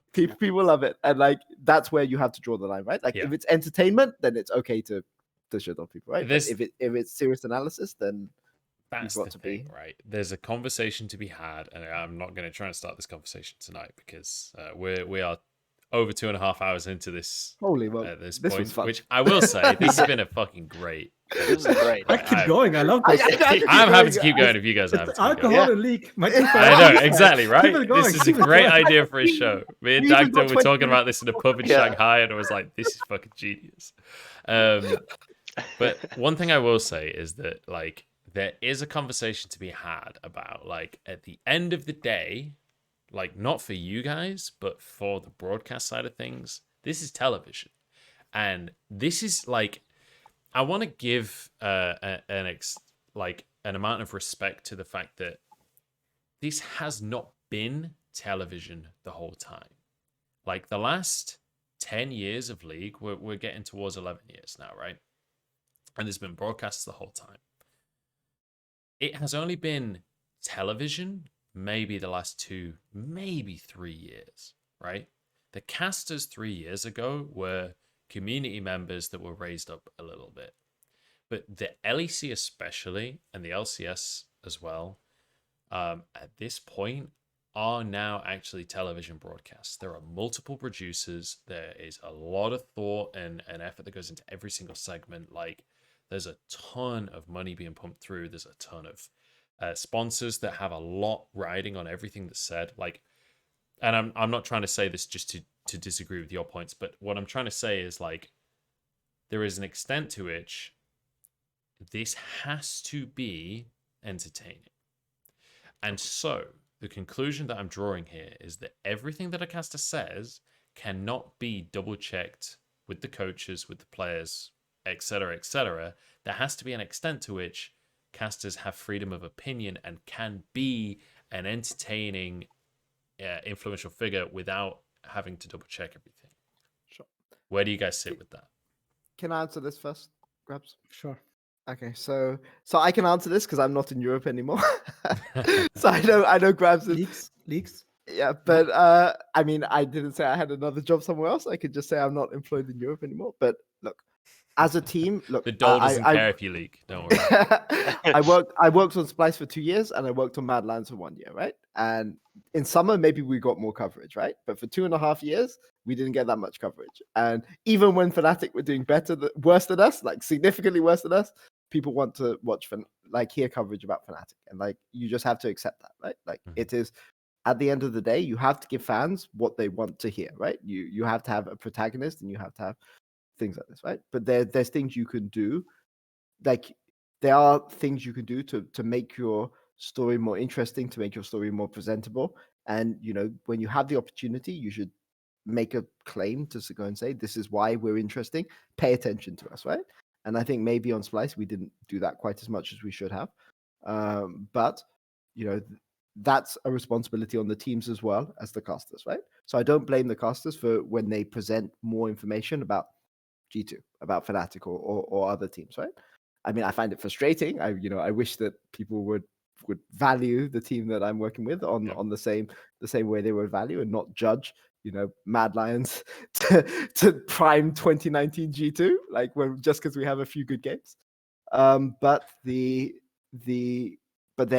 with that comes responsibility, right? And you have to make a decision about what is your cast trying to do. Is your cast trying to be entertainment, or is your cast trying to have the last word on analysis? And if you're trying to have the last word on analysis, which is what, in my opinion, is you see in LEC, then you have to put in the work to go and find those different opinions, right? If it's just entertainment, fine. Just present it as entertainment, and people will enjoy it. So, But Grabbz, you have to make the call. Give me your take first before I respond, because I'm I already. think it's I have some. interesting that Peter says that LSC is about analysis first, because I thought it differently. I thought LSC went the route of rotating first and having more memes. That's actually what I was going to say as well. So. That's also why, to go back to because I'm very I don't want to attack anybody personally. So to the medic example, right, about the Destiny thing, where you flash the FPX emote. The LSC broadcast is a bit more memey. So coming from him, it's different than Freak, who is somebody who, for some reason, the LCS thought they have to do a very serious broadcast and be like ESPN and be very objective. Sports, and if Danny says, Roma is shit, as an objective caster, where a reviewer knows the LCS is an objective league, that hurts way more than Medic saying, Destiny, come on, don't flash the fucking FX emote, and that's what I meant. And I think that's also maybe really hard to do at Worlds broadcast, because you pick from many different regions, right? Whereas every different region had their own identity, and try to mix them, and that doesn't work, I think. And that's also because of COVID, of course, because in the past they were in the same room, and then the Worlds broadcast had this own identity, but now it's just EU broadcast. There's the LCS broadcast trying to fit in. So I'm very aware this is a very hard topic to do, right? It's not easy. It's not I'm saying here I have all the answers, it's fucking hard to do, but you're just sharing the frustrations of a code. I do want to throw in something into this conversation, and I'm sure Dagda has a take on this as well. There is an extent to which, especially with Worlds, beyond this with Worlds, there is an expectation on casters these days to have a strong opinion about everything. And it's if you don't have a strong opinion about everything, then you don't know what you're talking about. And so I do feel for the casters at the World Championship that essentially you either have a really strong opinion about every player and every play, or you don't matter, right? And everyone's human, everyone wants to matter. And there's an extent to which it's you on a cast, I think a lot of casters want to have important things to say. And let's say that I'm an LPL caster, which I am. Let's say I'm at the next World Championship and I'm casting EU versus NA. I have not watched every single EU and NA game. I do not have the context of the entire league of the entire year, right?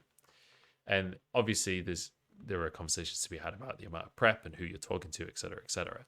But it's very, very possible then for me to say something that I think is an accurate thing to say based on my research, that I think is an interesting conversation to start, but maybe I misspeak it slightly. Maybe I just say something wrong. That is then a very slippery slope to starting a conversation that is just totally inaccurate and maybe accusing a player of something that is essentially not even happening. And that is where this conversation gets really muddy and becomes very difficult, especially when it comes to international conversation. Yeah, I just want to cut in here because I think at the same time we have to agree at some point that I think what Peter and me are saying is when the narrative dictates that the player is bad. It's not about a singular play where a player fucked up. You should have all the freedom in the world to say that what he did here was really bad. He should have done this. But if it becomes a thing where they have a storyboard and say this is their weakest player and therefore everything he does is bad, then we have an issue, right? I think that's the main point. It's not about, and I think maybe I come across wrongly or something, but it's not about saying casters don't know anything about the game. That's not true, right? Like casters still put a lot of time into understanding the game, knowing what should be done, can't be done. So if they actually put in the just view the play in the context of the play and then criticize, it's fine. But very often, at least we as coaches and teams have the feeling that they sit before the game and say, okay, who's the star player and who's the weakest link? And then by default, they say what that player did was wrong, even though it was the correct play. And the other side, like let's say Caps for me is like inting the fuck off his mind, but he got lucky, and they're like, oh, Caps is so insane. I'm like, no, Caps is not insane. He's fucking inting. Fucking say he's inting because he is, you know. That's the example. And I think that's what basically Peter and me want to like bring across, right? That we should evolve into a system where we should empower you guys, and also I don't want to say teach you because it sounds like very top down. Like I don't want to sound like I'm above you, right? Yeah. Like let's help each other to improve. I mean, let's be realistic. In game knowledge, you absolutely are. You're spending every single day with some of the best players in the world. Like, yeah, but because it mentioned about how to approach us, right? We're not like otherworldly beings who can't be talked to, right? We're like we love the same thing. We love League of Legends. So basically, what all we want is that we get to a system where we all can analyze the play and then judge the play, and not judge the player by biases we have beforehand. And that's, I think, sometimes with a broadcast, I understand the limitations. I understand that having a through line is better for the broadcast because that's a narrative the viewer can follow. I'm aware of that, right? It's a technique. But still, just to be aware of the damaging factors it can have on player careers, I think it's really important. And that's something we can work together to make better. I do agree with like all this. I'm not disputing it at all. The only thing that I want to add into this conversation, the only thing I want to add in, I'm not disagreeing at all, is like I think people underestimate how difficult. I think Grabbz, you were speaking a little bit. You kind of touched on it when you're talking about you were doing the casting for the German side of things. Is like trying to be entertaining, come up with the words, how to encapsulate this in a nice little sentence that is going to sound really sweet and really good to the audience while also analyzing. It can be really tough to get the right take 100% of the time. And I think that there is definitely situations, and I know I'm in them, where you'll say something and like 2 seconds later you go, hang on a second, that's not fucking true. So I think that's the only thing I want to add in, is that I do 100% agree that we should be looking more at the through line. We should be making sure that we are up to scratch and up to speed, and that we are cautious about how we approach the way we're talking about certain plays and certain players. But certainly, like, it can be tough in the moment to actually get the correct call. And maybe you go, yeah, this was actually, you'd call it in, saying Caps that was fucking in from Caps. But then you actually, like, 2 minutes later, you're going through and it just pings in the back of your head. It's like, oh shit, actually, now I understand what he was doing, because your brain eventually gets it. But you can't then go, actually, sorry guys, in the middle of a broadcast, that actually, you remember that play that happened like 3 minutes ago? Well, I actually want to break down that play again. Can we bring up a replay again? Because I fucked this up. Like, you can't do that. And I think that's the only thing that I want to kind of touch on as well, is that, like, there are times where you're in the middle of a broadcast and you go, hang on a second, that was awful. That was terrible.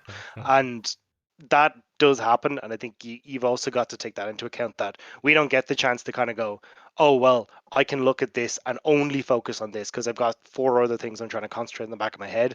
And I don't have the luxury of a rewind button as well, which does make it a little bit difficult. You want to go or should I go, Peter? You go first. Yeah. Okay. I agree. love this like 100%. brothership you guys have. Yeah. I mean, like, I agree with everything Grabbz says, right? And it's the same thing as with casters, right? You know, the hardships, and the same thing as coaches. So I agree 100% with what you said. Yeah. At the same time, let's keep in mind that if coaches speak up, we don't watch the broadcast for the broadcast, right? Yeah. So if we notice something, that means we notice that certain caster does it over and over again. Oh yeah, this isn't So me like making excuses yeah, for it. Like if I say it was me, I'm happy for someone to go like message me and go, hang on a second, Rob. This is actually what happened, and this is what you should be looking at. Like, I'm not making an excuse for it. I'm just saying that there are times, but I'm saying if 100% it does come up over and over again, but clearly this is an actual flaw within the caster themselves and not just a one-time issue. yeah, and just make sure that I understand. Like I Yeah. did it, I think like 2 or 3 times, and I was after the broadcast, I was done with life. I was like, "Don't Yeah. talk to me. I'm exhausted. Just please leave me alone." It's so hard. I can It's relate to really that. casting is really hard. I'm aware of that, right? Mm. And because I'm aware how talk shows goes, that people like to take sentences and bring it over the context. Mm. So it's about us together as staffs and casters to improve it together, right? Yeah. I am not here bashing on certain Mhm. castles in LSC or somewhere else and say the dog shit. That's not what I'm trying to do. I just think we can make the product better if we work together. And I think if then people go back 30 minutes and listen to the whole segment, they understand what Yeah. we talked about. Do you really Yeah, think that the nuance of this You might be 40-minute discussion will be expecting covered? a little this too much wasn't of so the much audience. directed. This wasn't so much directed towards yourselves. It was more like, I know that I'll get messages after a broadcast that goes, "Hey, look, you fucked up this thing, and this thing," and it was more just like adding that extra little bit for context for viewers, more so than just yourselves. Mhm. Like, I 100% agree with everything Yeah. you guys have put forward. Ooh. At the Okay. same time, though, it's also important then again, especially for you guys, like it's also good to see a caster being brave in what they say, as long as they're consistent with logic. As long as they can back it up, yeah. Exactly. I mean, I don't mind LS saying that Gen.G are going to beat G2 3-0. I mean, you want strong opinions from your casters. I mean, I looked at that and raised my eyebrows. But you know, like the entertainment wants, like people want strong opinions and people Yeah. want people to take a stand, right? So if they're going to take a stand, even if you don't think it's correct, So I can't comment on LS because our relationship is so poisoned that whatever I say is gonna be blown out. But so I actually have Grabbz has dodged my bullet. I have a very strong opinion on this one. I genuinely think that especially, and I'm actually going to transition onto the conversation of predictions because there was a question in chat a little while ago that I've been wanting to try and segue onto. But I think that so long as your logic makes sense and can be maintained, and it isn't just logic for the sake of it, I actually think that, especially in the topic of predictions, it's okay to be wrong. So long as you had a good reason that you picked the decision that you came to, so long as you stuck with that and you could justify that even after the games, like, I actually think that's totally fine. And so there's a question in chat from Akahari, which is like, what do you guys think about predictions? Like, especially when it comes to predicting score lines, do you think it's just meaningless? Do you think there's an art to it? Do you think it's pure luck? Like, because I feel like there's kind of a scale there on how much you can really figure out what's going to go on. I mean, is this? Are we being asked this about the champion predictor? Look, for the world prediction. Let's just clarify, really. I just want to make a statement before we get into this topic. Anything they say does not detract from anything from what has happened on Twitter. I am still the superior analyst. Like, you can all grovel to me and bow. That's okay. But yeah, on the topic of predictions, like, I actually got a lot of flame on Twitter because I predicted Suning for the finals. But I would predict it again. My logic still remains. The things that I said positively about Suning were still true in the finals. Like, I don't regret that prediction. I would do the prediction again. We're back on the third. Yeah, no problem. The way I've always looked at predictions is a conversation starter, right? Well, not a conversation starter, or like a summary, right? It's like, hey, look, we're coming towards the end of this. Let's have an idea or two neat sentences that can just summarize what your thought process is here. And that's kind of the way I've always looked at them. It's like, hey, look, how close do you think this series is going to be? What, like, if I go 3-2 or 3-1, what's my logic behind this in 3 to 4 short sentences? So then it's just an easy way to wrap up the conversation. I think it's it gives a little bit of weight to the series, and it can add a little bit of spiciness to it. Like, say me and Munch have completely different ideas, and we're like battling on the desk. It's all fun and good, but I think that's kind of the extent that I look at predictions. I mean, if your logic, as you said, holds up, and you're able to explain why you had this thought process coming in, it's like, well, bot side's weaker, and I think they can exploit them there. That's where they like to play, or that's where they're strongest. Cool. Like, that's the kind of thing that I'm more interested than the 3-1 number on the scoreboard. I mean, predictions are about narrative, right? Like, I Yeah. mean, you want, I don't mind if Freak predicts NA teams to go 6-0 in groups. I don't mind if, whoever the Korean caster is predicts Korean teams to win every series 3-0. It adds more spice to it. It's more fun. What I would say about predictions, though, is what predictions often tell me is more about the analyst who's making the predictions. As a coach, it's telling me more about the person who's making the predictions than it is telling me about what the prediction is itself, right? Because I already have an idea coming to the game what my prediction is. What somebody says on broadcast isn't going to change my opinion. But if somebody does a tier list, so I'm not blaming Veteran, but I'm just saying, like, Veteran did a tier list, right? Publicly available to tier list, and he says that Alfari is A+ tier, and that the next highest guy is like Wonder, who's not even in A tier. He's like in the tier below. Then that tells me something about what this person who's making the tier list values, right? It's not telling me that the guy's shit. It's just telling me that in League of Legends you can value certain things more than other things, right? And when somebody makes a prediction, I think predictions are for narrative and for setting up the game and bringing excitement to the game. Because sometimes, if somebody's a bad, like Monty used to do this all the time, right? He would always like bait Western fans by predicting the Korean team to win 3-0 every single time, and that, like, then you want to cheer against the Korean team even more because you hate this kind of idea. And then unfortunately, back when Monty was casting, the Korean team would always win 3-0, and it was very sad. But like, the point is that sometimes it gives you more input into the game, either because you agree with the guy or you disagree with the guy, right? So I think predictions are good in this way for tier lists, because I think tier lists should also fit in. Don't treat tier lists as like gospel, right? Treat tier lists as, this guy's making a tier list.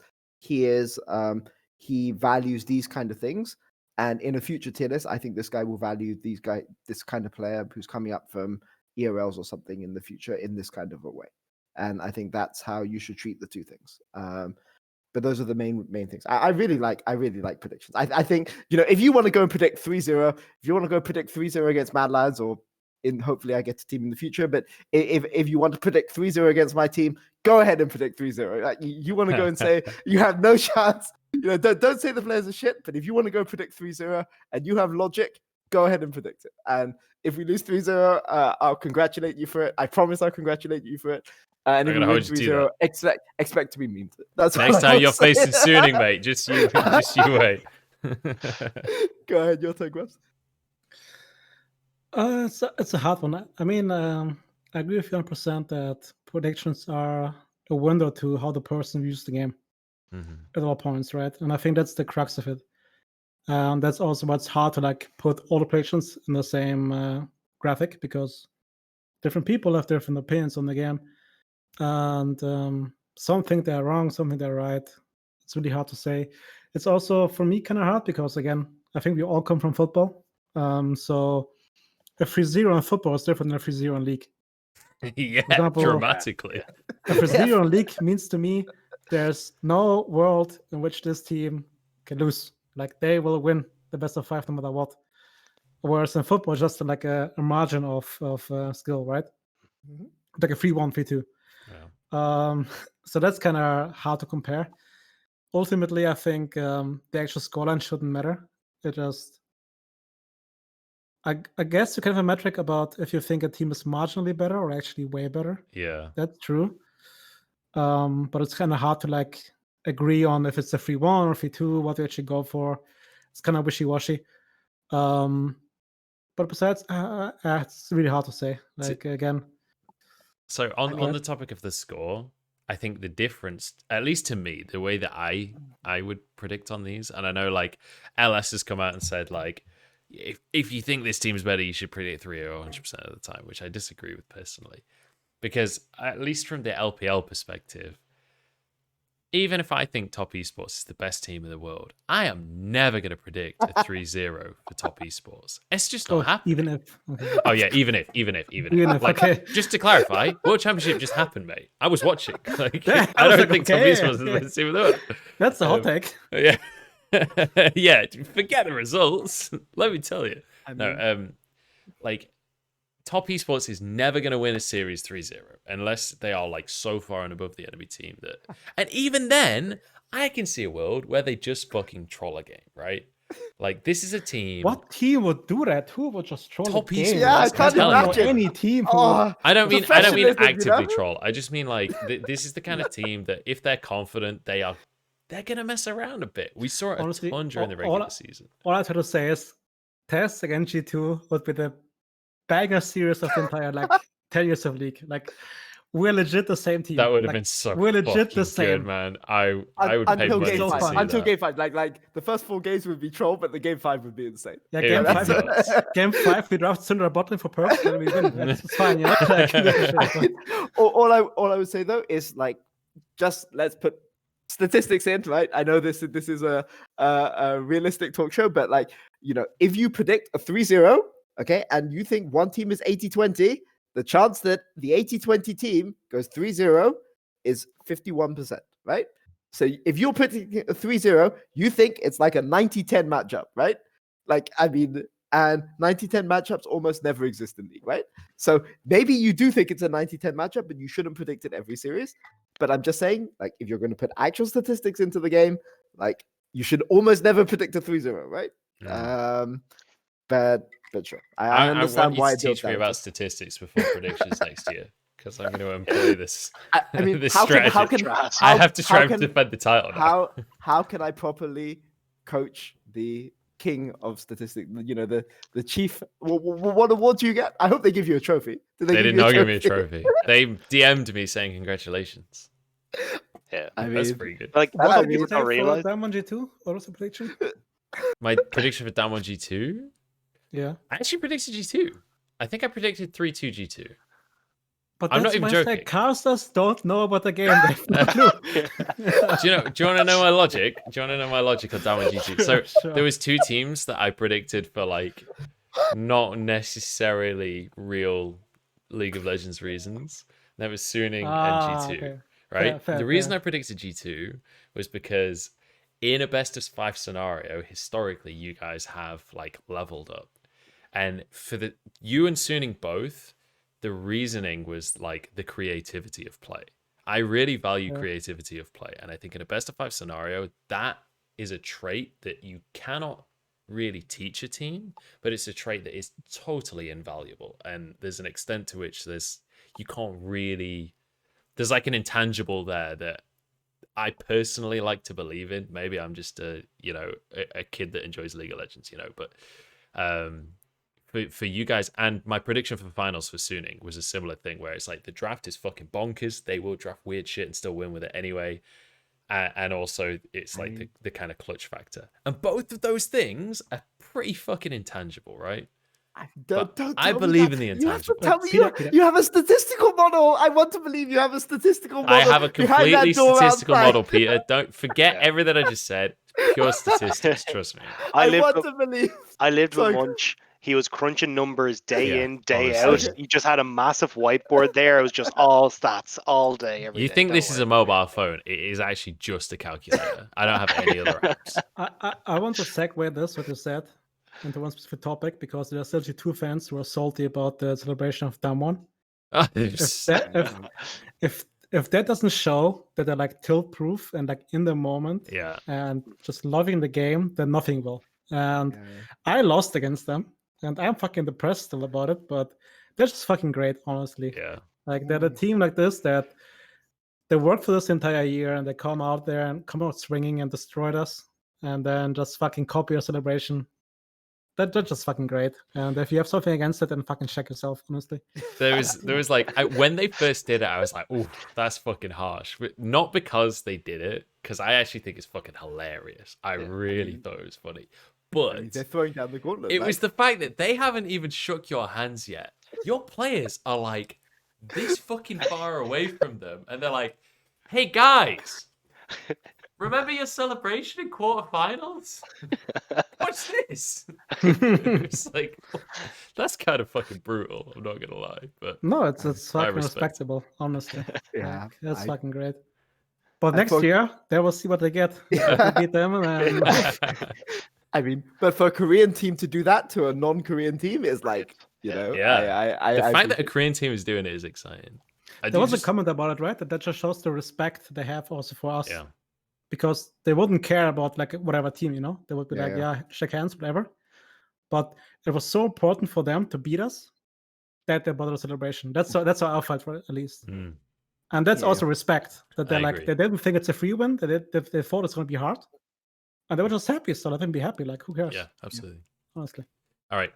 As you can see by the fact I'm drinking a Fanta, I've actually run out of beer. I thought there was another beer in the fridge, and I'm very disappointed to say that there is not. We have also crested the 3-hour mark. Holy moly, this didn't feel like- So regrettably, I'm gonna bring this episode to a close. Is there any final topics that you guys would like to quickly hit on before we do close the episode? Was there anything that you feel like you wanted to say before the end of this, or any final statements, shouts, etc., that you guys want to go for? I'm gonna start. Munch wants to go to sleep. Doctor, Dunn, if you want to talk afterwards, I'm down to like stay in Discord and just talk about League. I don't mind. I mean, That's all. if there was Yeah. a shop, I would actually just go get more beer. Like, honestly, if you guys want to keep going, I'm totally down to keep going. I'm I'm literally down. closing the I'm show fucking out of down. respect for you guys. Because I know This you're didn't like, feel it's like 1 this. a.m. where Honestly, you this guys are. is the most fun I've had in any talk show. It's like- I agree for sure. Brilliant. So can I? If you guys are up for it, I think we should let the chat ask questions for a short amount of time. I'm totally down for that. and then- The chat definitely but wants us to I- keep I going, that's definitely- for sure. I've definitely like enjoyed this. I haven't been on a talk show with Grabbz before. I've talked to Grabbz before outside of this, and this was a lot of fun. I remember actually at Rift Rivals 2018. Yeah. Like NA is so shit, dude. They were like 3 years ago, like how bad. But I was saying that when we were 0-3. Yeah, that's true. That's true, actually. The dream. All right, I mean, so pick two to three questions from chat, and then I think that's good. okay, so chat, start asking some questions, and we'll start conversating. Wait, there's a guy called Duffman Law who asks Grabbz, who's your favorite G2 staff member?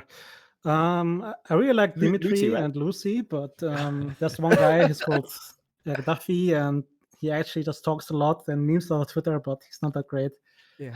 But that's fine.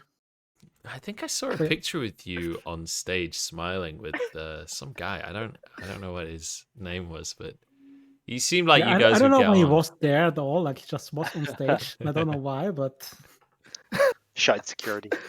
All right. I'm gonna ask a question that is inevitably going to be asked 1,000 times in chat, and I'm just gonna ask this so that it cannot be asked in chat. And Grabbz, you can shoot me down immediately.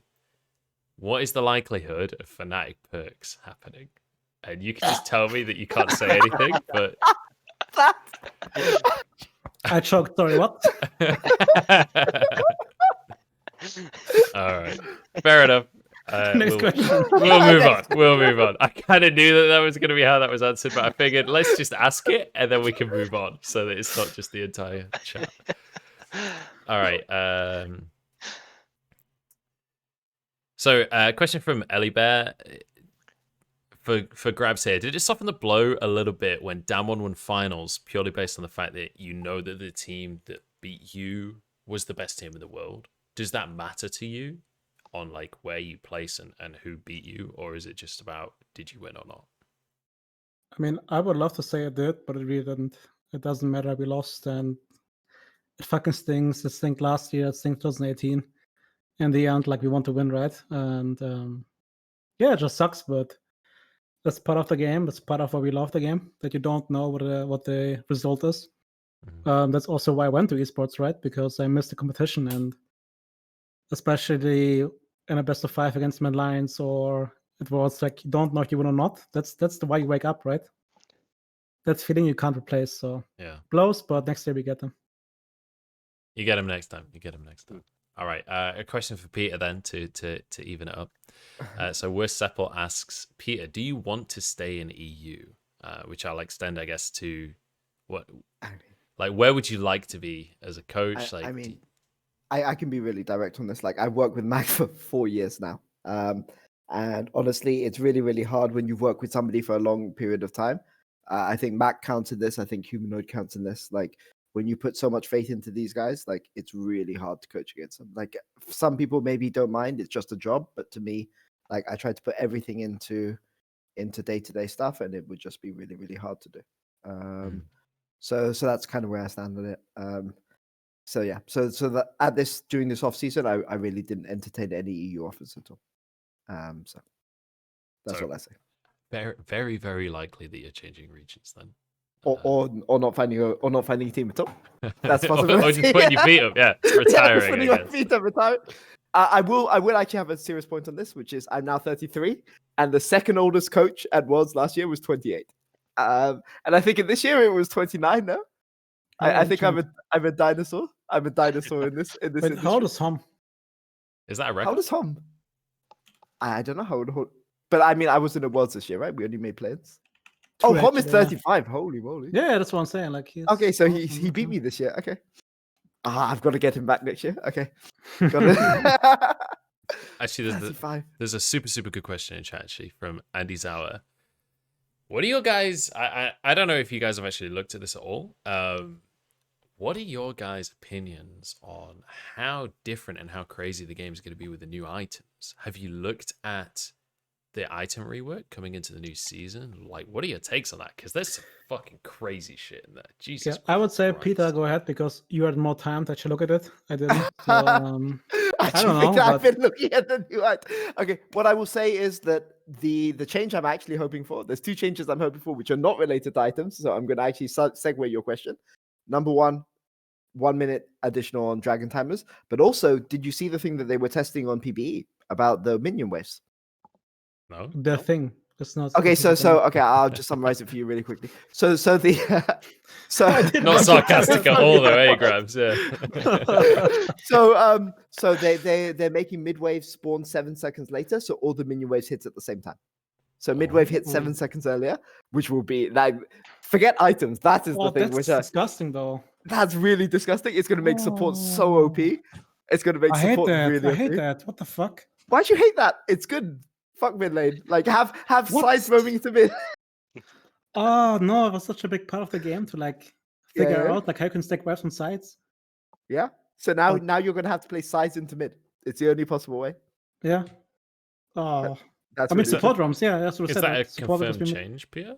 Or is that just no? They were testing a lot of PB. They said for next season.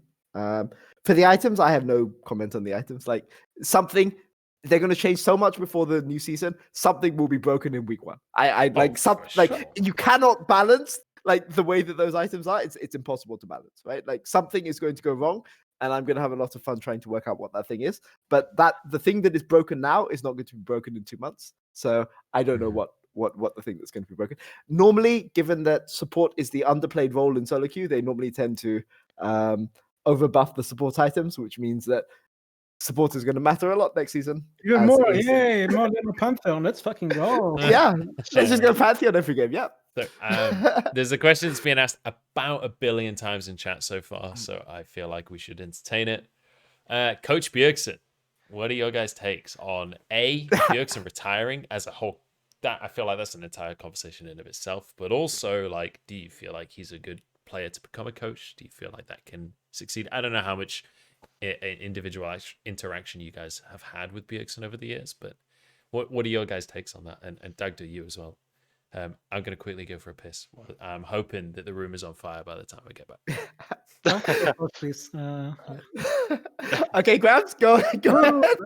I wouldn't want to influence your point of view. No, I think the cast is the first. Oh, I agree. All right. I got the short straw here, didn't I? I don't know. I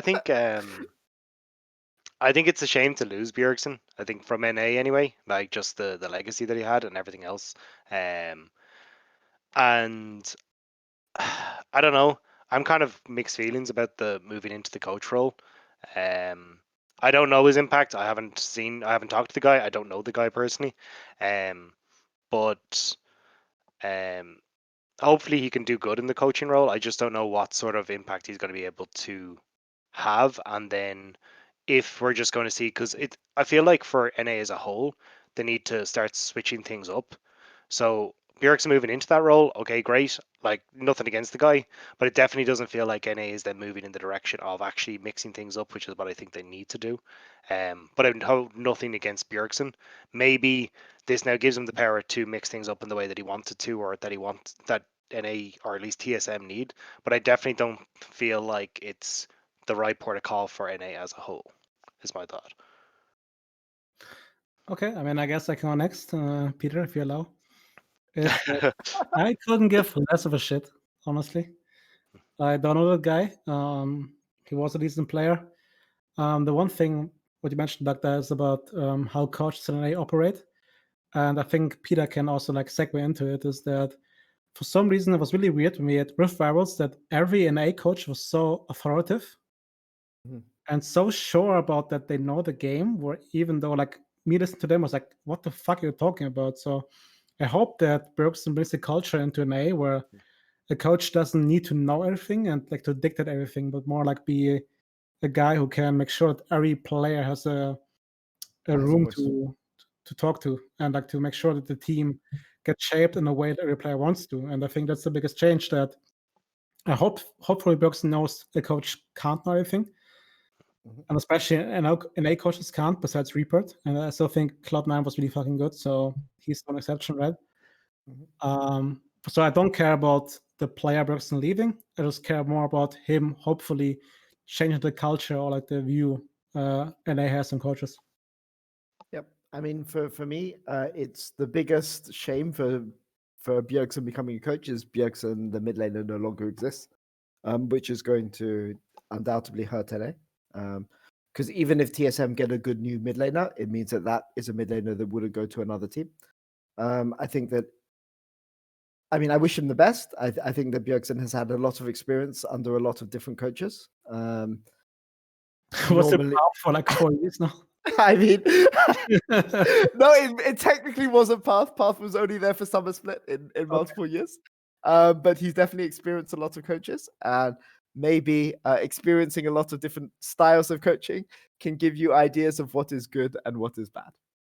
That is the kindest thing that I can possibly say. And I wish him all the best to an extent. And therefore, to an extent. to an extent. But no, like it's not that easy to make a transition from playing to coaching. I mean, just having game knowledge is not enough, right? Because if your confidence and your authority relies on just being knowledgeable about the game, you will be outscaled, right? There's 5 players who you can teach a lot in a short amount of time, but eventually they will outscale you. And if all you're doing is teaching, your authority relies on being knowledgeable about the game, you could only take a team so far. And I don't know what Bjergsen is like as a person. I've never interacted with him, but again, knowledge isn't enough, right? And that's all I will say. So, I mean, I wish him the best. I hope it works out. But let's see. It means lots of eyes will be on TSM next split if they weren't already. Okay. There's a couple of questions that are being spammed, and then I think we'll close out the show. So they're both questions essentially about solo queue players being promoted into, for example, the LEC. So one of the questions is toxicity in high potential players. Is that a killer? Is that like, okay, let's say you're fucking Apto, but you're also saying some unsavory things to your teammates? That viewer is 100% an A, by the way. He's not European. Huh? I would bet my fucking leg on it. He's not European. Who, the guy? Yes. Or Apto? Right? Like toxicity. What is that? Like there is no toxicity. No, like I don't know. I've played a US, man. There's a reasonable amount of toxicity. I mean, is that toxicity? I guess it depends on your perspective. Because I will say, back in World of Warcraft, I never got told off for that stuff. But that's a different conversation for a different time. All I'm gonna say is that I think, of course, in every human action, personal attacks are not warranted, right? Never. Never go on to the person, never attack the person. But on the play or the player, like, go fucking ham. Who cares? Like, I played football and I was team captain for 10 years. I lost count how many times on the field during the game. Top of defenders, you fucking dog shit, fucking run faster. Like put in the effort, you piece of shit. Like, that was normal. Like, that's just how it goes. Like, if you want to win, that's how it goes. So as long as you can differentiate between the person behind the screen and the person, fucking go for it. And I would never say a person is too toxic for it, unless he writes fucking kill yourself. That's never acceptable. Never. Sure. Of course not. But if you say don't play Vayne because you should Vayne, then Sure. what are you gonna say?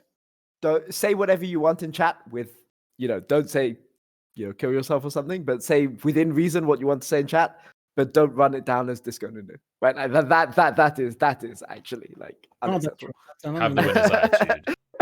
But like, if you want to be a bit toxic, I mean, if you want to be a pro player, okay, so this is actually an advice to people in solo queue who feel the need to be a bit toxic.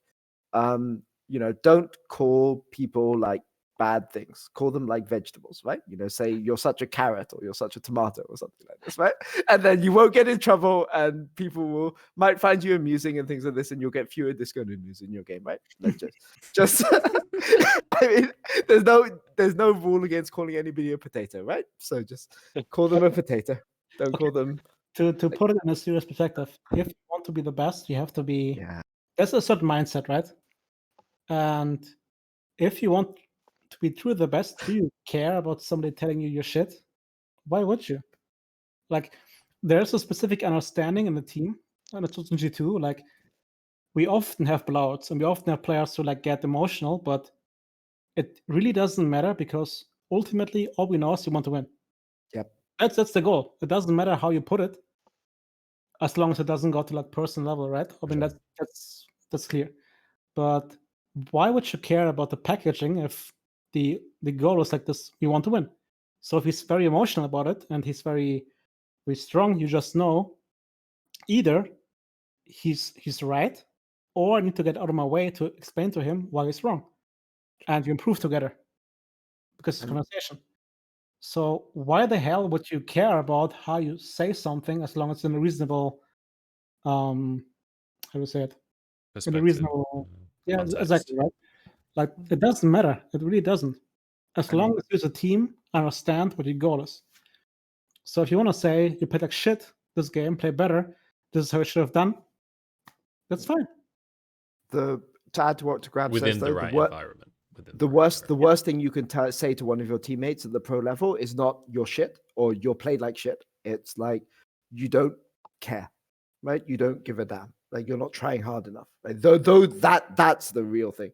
Like, if you really want to like really tilt somebody who's or if you think somebody doesn't care, that's the way to really destroy. Like, don't get annoyed if somebody says you're bad, especially if you're 0-7, right?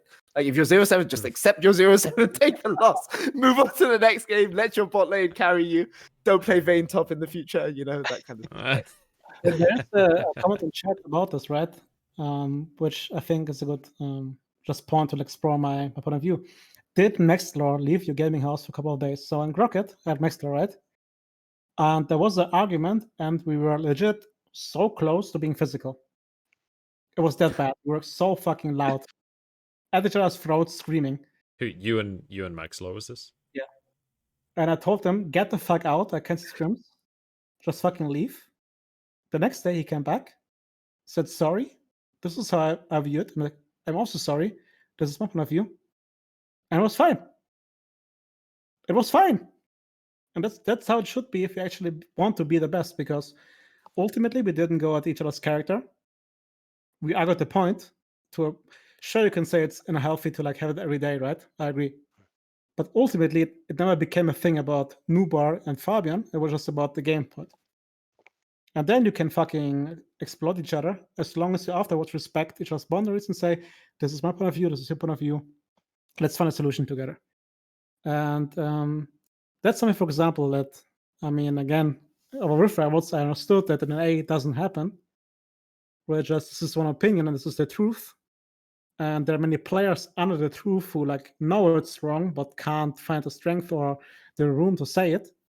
And that's where the region doesn't improve. And conflict is always the first step to improvement.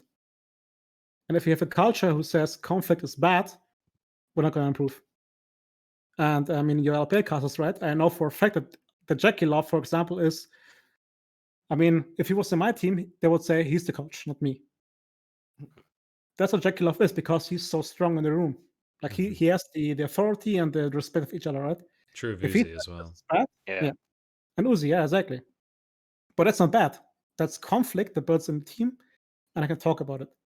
So having this artificial environment where you can't say anything bad or you have to agree all the time is fucking bad. Like just let it explode sometimes. Make sure that everybody knows the agreements of arguments, or like what are the boundaries we can go for or what we can't go for, and then it's good. I like that. That's a really good Yeah. take. So I think I'll do one more question, and then we'll be pretty much at the 3:30 mark, which I think is a good time to call it. So Grabbz or Peter? This is the question that's on my screen right now. I apologize. I know there's been a lot of questions in chat. I'm sorry if I didn't get your question, but I certainly wasn't going to interrupt the conversation for it. If Grabbz or Peter were coaching a different team, would there be a recognizable Grabbz or Peter play style which viewers could see, and what would it be? I just answer it in 2 words: 2017 INTZ, and then I'll let you guys go and watch all the Brazilian CBLOL you want. Okay, that's it. Interesting. I'm not going to research that. I'm not going to lie. I'm going to be totally honest with you. It's forever safe. Fair enough. No, for me, it's I have conflict in the team about, like, I would wish it to be more structured sometimes. Like, I think we have to lose at certain moments, especially on the objectives, and I think we could be a bit more structured. But I do understand if you have these players that giving them the freedom is good. But I think a Grabbz team would be a bit more Korean in a way, where you can noticeably see at 1:30 in the game they check for certain situations. They're not doing the same thing, Peter. There's no reaction, he's like, no. They will check for certain points in the game, right? And according to those, they will play in a very stable way. Where they say, let's say our top is ahead, we will wait for him to push out, have the first move, and then go Drake, for example, right? But that's structured, but still in the context of the game. Mm. So that Still would be accelerating, yeah. And the team has to go for shit drafts and hope for the best, but that's a classic. I have a bit of a follow up on this. So, like, if it was you both of you creating a team from the ground up, what are like the things that you would be looking for? Like, what are the 3 mainstays that you would be like, okay, cool, this is the perfect team that works perfectly for me. I can pick the players, I can get them to play how I want. Like, what would be the 3 things, say, or the 2 things that you would be like, this is the most important thing for me within a team? I can go first. For me, it's basically aggressiveness, because I think it's very easy to coach down from being aggressive than the other way around. Mm. So if you have a player who like goes for every single play and coin flips every single play and just wants to kill them, that's good, because these players know the limits. Often Chinese players are like that, right? Where they just go for the plays, and then you can agree with them to a certain boundary they should behave inside. So that's the first thing, and then of course, but I think that's more a respect thing, to be open-minded, to like understand that, for example, draft is only a small part of the game, and every situation in the game is a small part of the game, and you should be able to question yourself in every situation if you could have played better. So just being open to new ideas, which is really hard if you're good and you think you're better than the others. And that's a thing that every team struggles with that have one star player. Because that player, by default, will think this opinion is the best, right? Because he lacks that attitude. Mm-hmm. So I think that's very important. You can't teach work ethic. You can't teach ability to recognize when you're wrong. and you can't teach. Like, it's really hard to teach aggression, and it's really hard to teach natural game instinct, right? So if you have those 4 things, then that's kind of what I'm looking for the team. I tend to overvalue supports, but I'm not going to give any more clues for that kind of thing. But give me a support meta with mid lane wave cracking at the same time as support next year. Sorry, Peter, just on that, can you give me a bit more of a definition on what you describe as game instinct? Like, so my favorite player. So I've coached many people over the years, but the favorite player that I've ever had to coach is a guy called Io, who got to like 1900 LP on the Brazilian ladder, and he was basically, he only had one way, which was going in. Like, that's all he would do. He would just go in and he would just tower dive you, and he didn't understand what minion wave control was when I started coaching him. He just didn't understand that you could freeze a wave. When the first time I told him that you could freeze a wave, he was like, what is this broken, piece of like nonsense? Why would I ever do this? And I really enjoyed coaching him a lot. But he was never afraid to go in. And the only thing I taught him was go in this situation. Like, you're good enough to wait for another situation. So this is your parameters for going in, but as long as these parameters, which applied 70% of the time, you can go in, right? But just don't go in under these 30% of circumstances. And he would without hesitation go in if you ever saw the opportunity. And he was a Riven Yasuo older Kali player, top lane, and he was just an insanely fun player to coach. But all I would say is, aggression is good. Sometimes you will be called out for inting if you're too aggressive. But give me the guy who's aggressive, and you know that if a team that I'm coaching is going to late game, there's no other option. So that's all I was saying. It's more fun. It's far more fun for the coach cam, right, Grabbz? When you're coaching a team that will flip the game at 20 minutes and you get the reactions, when you're cheering or you're.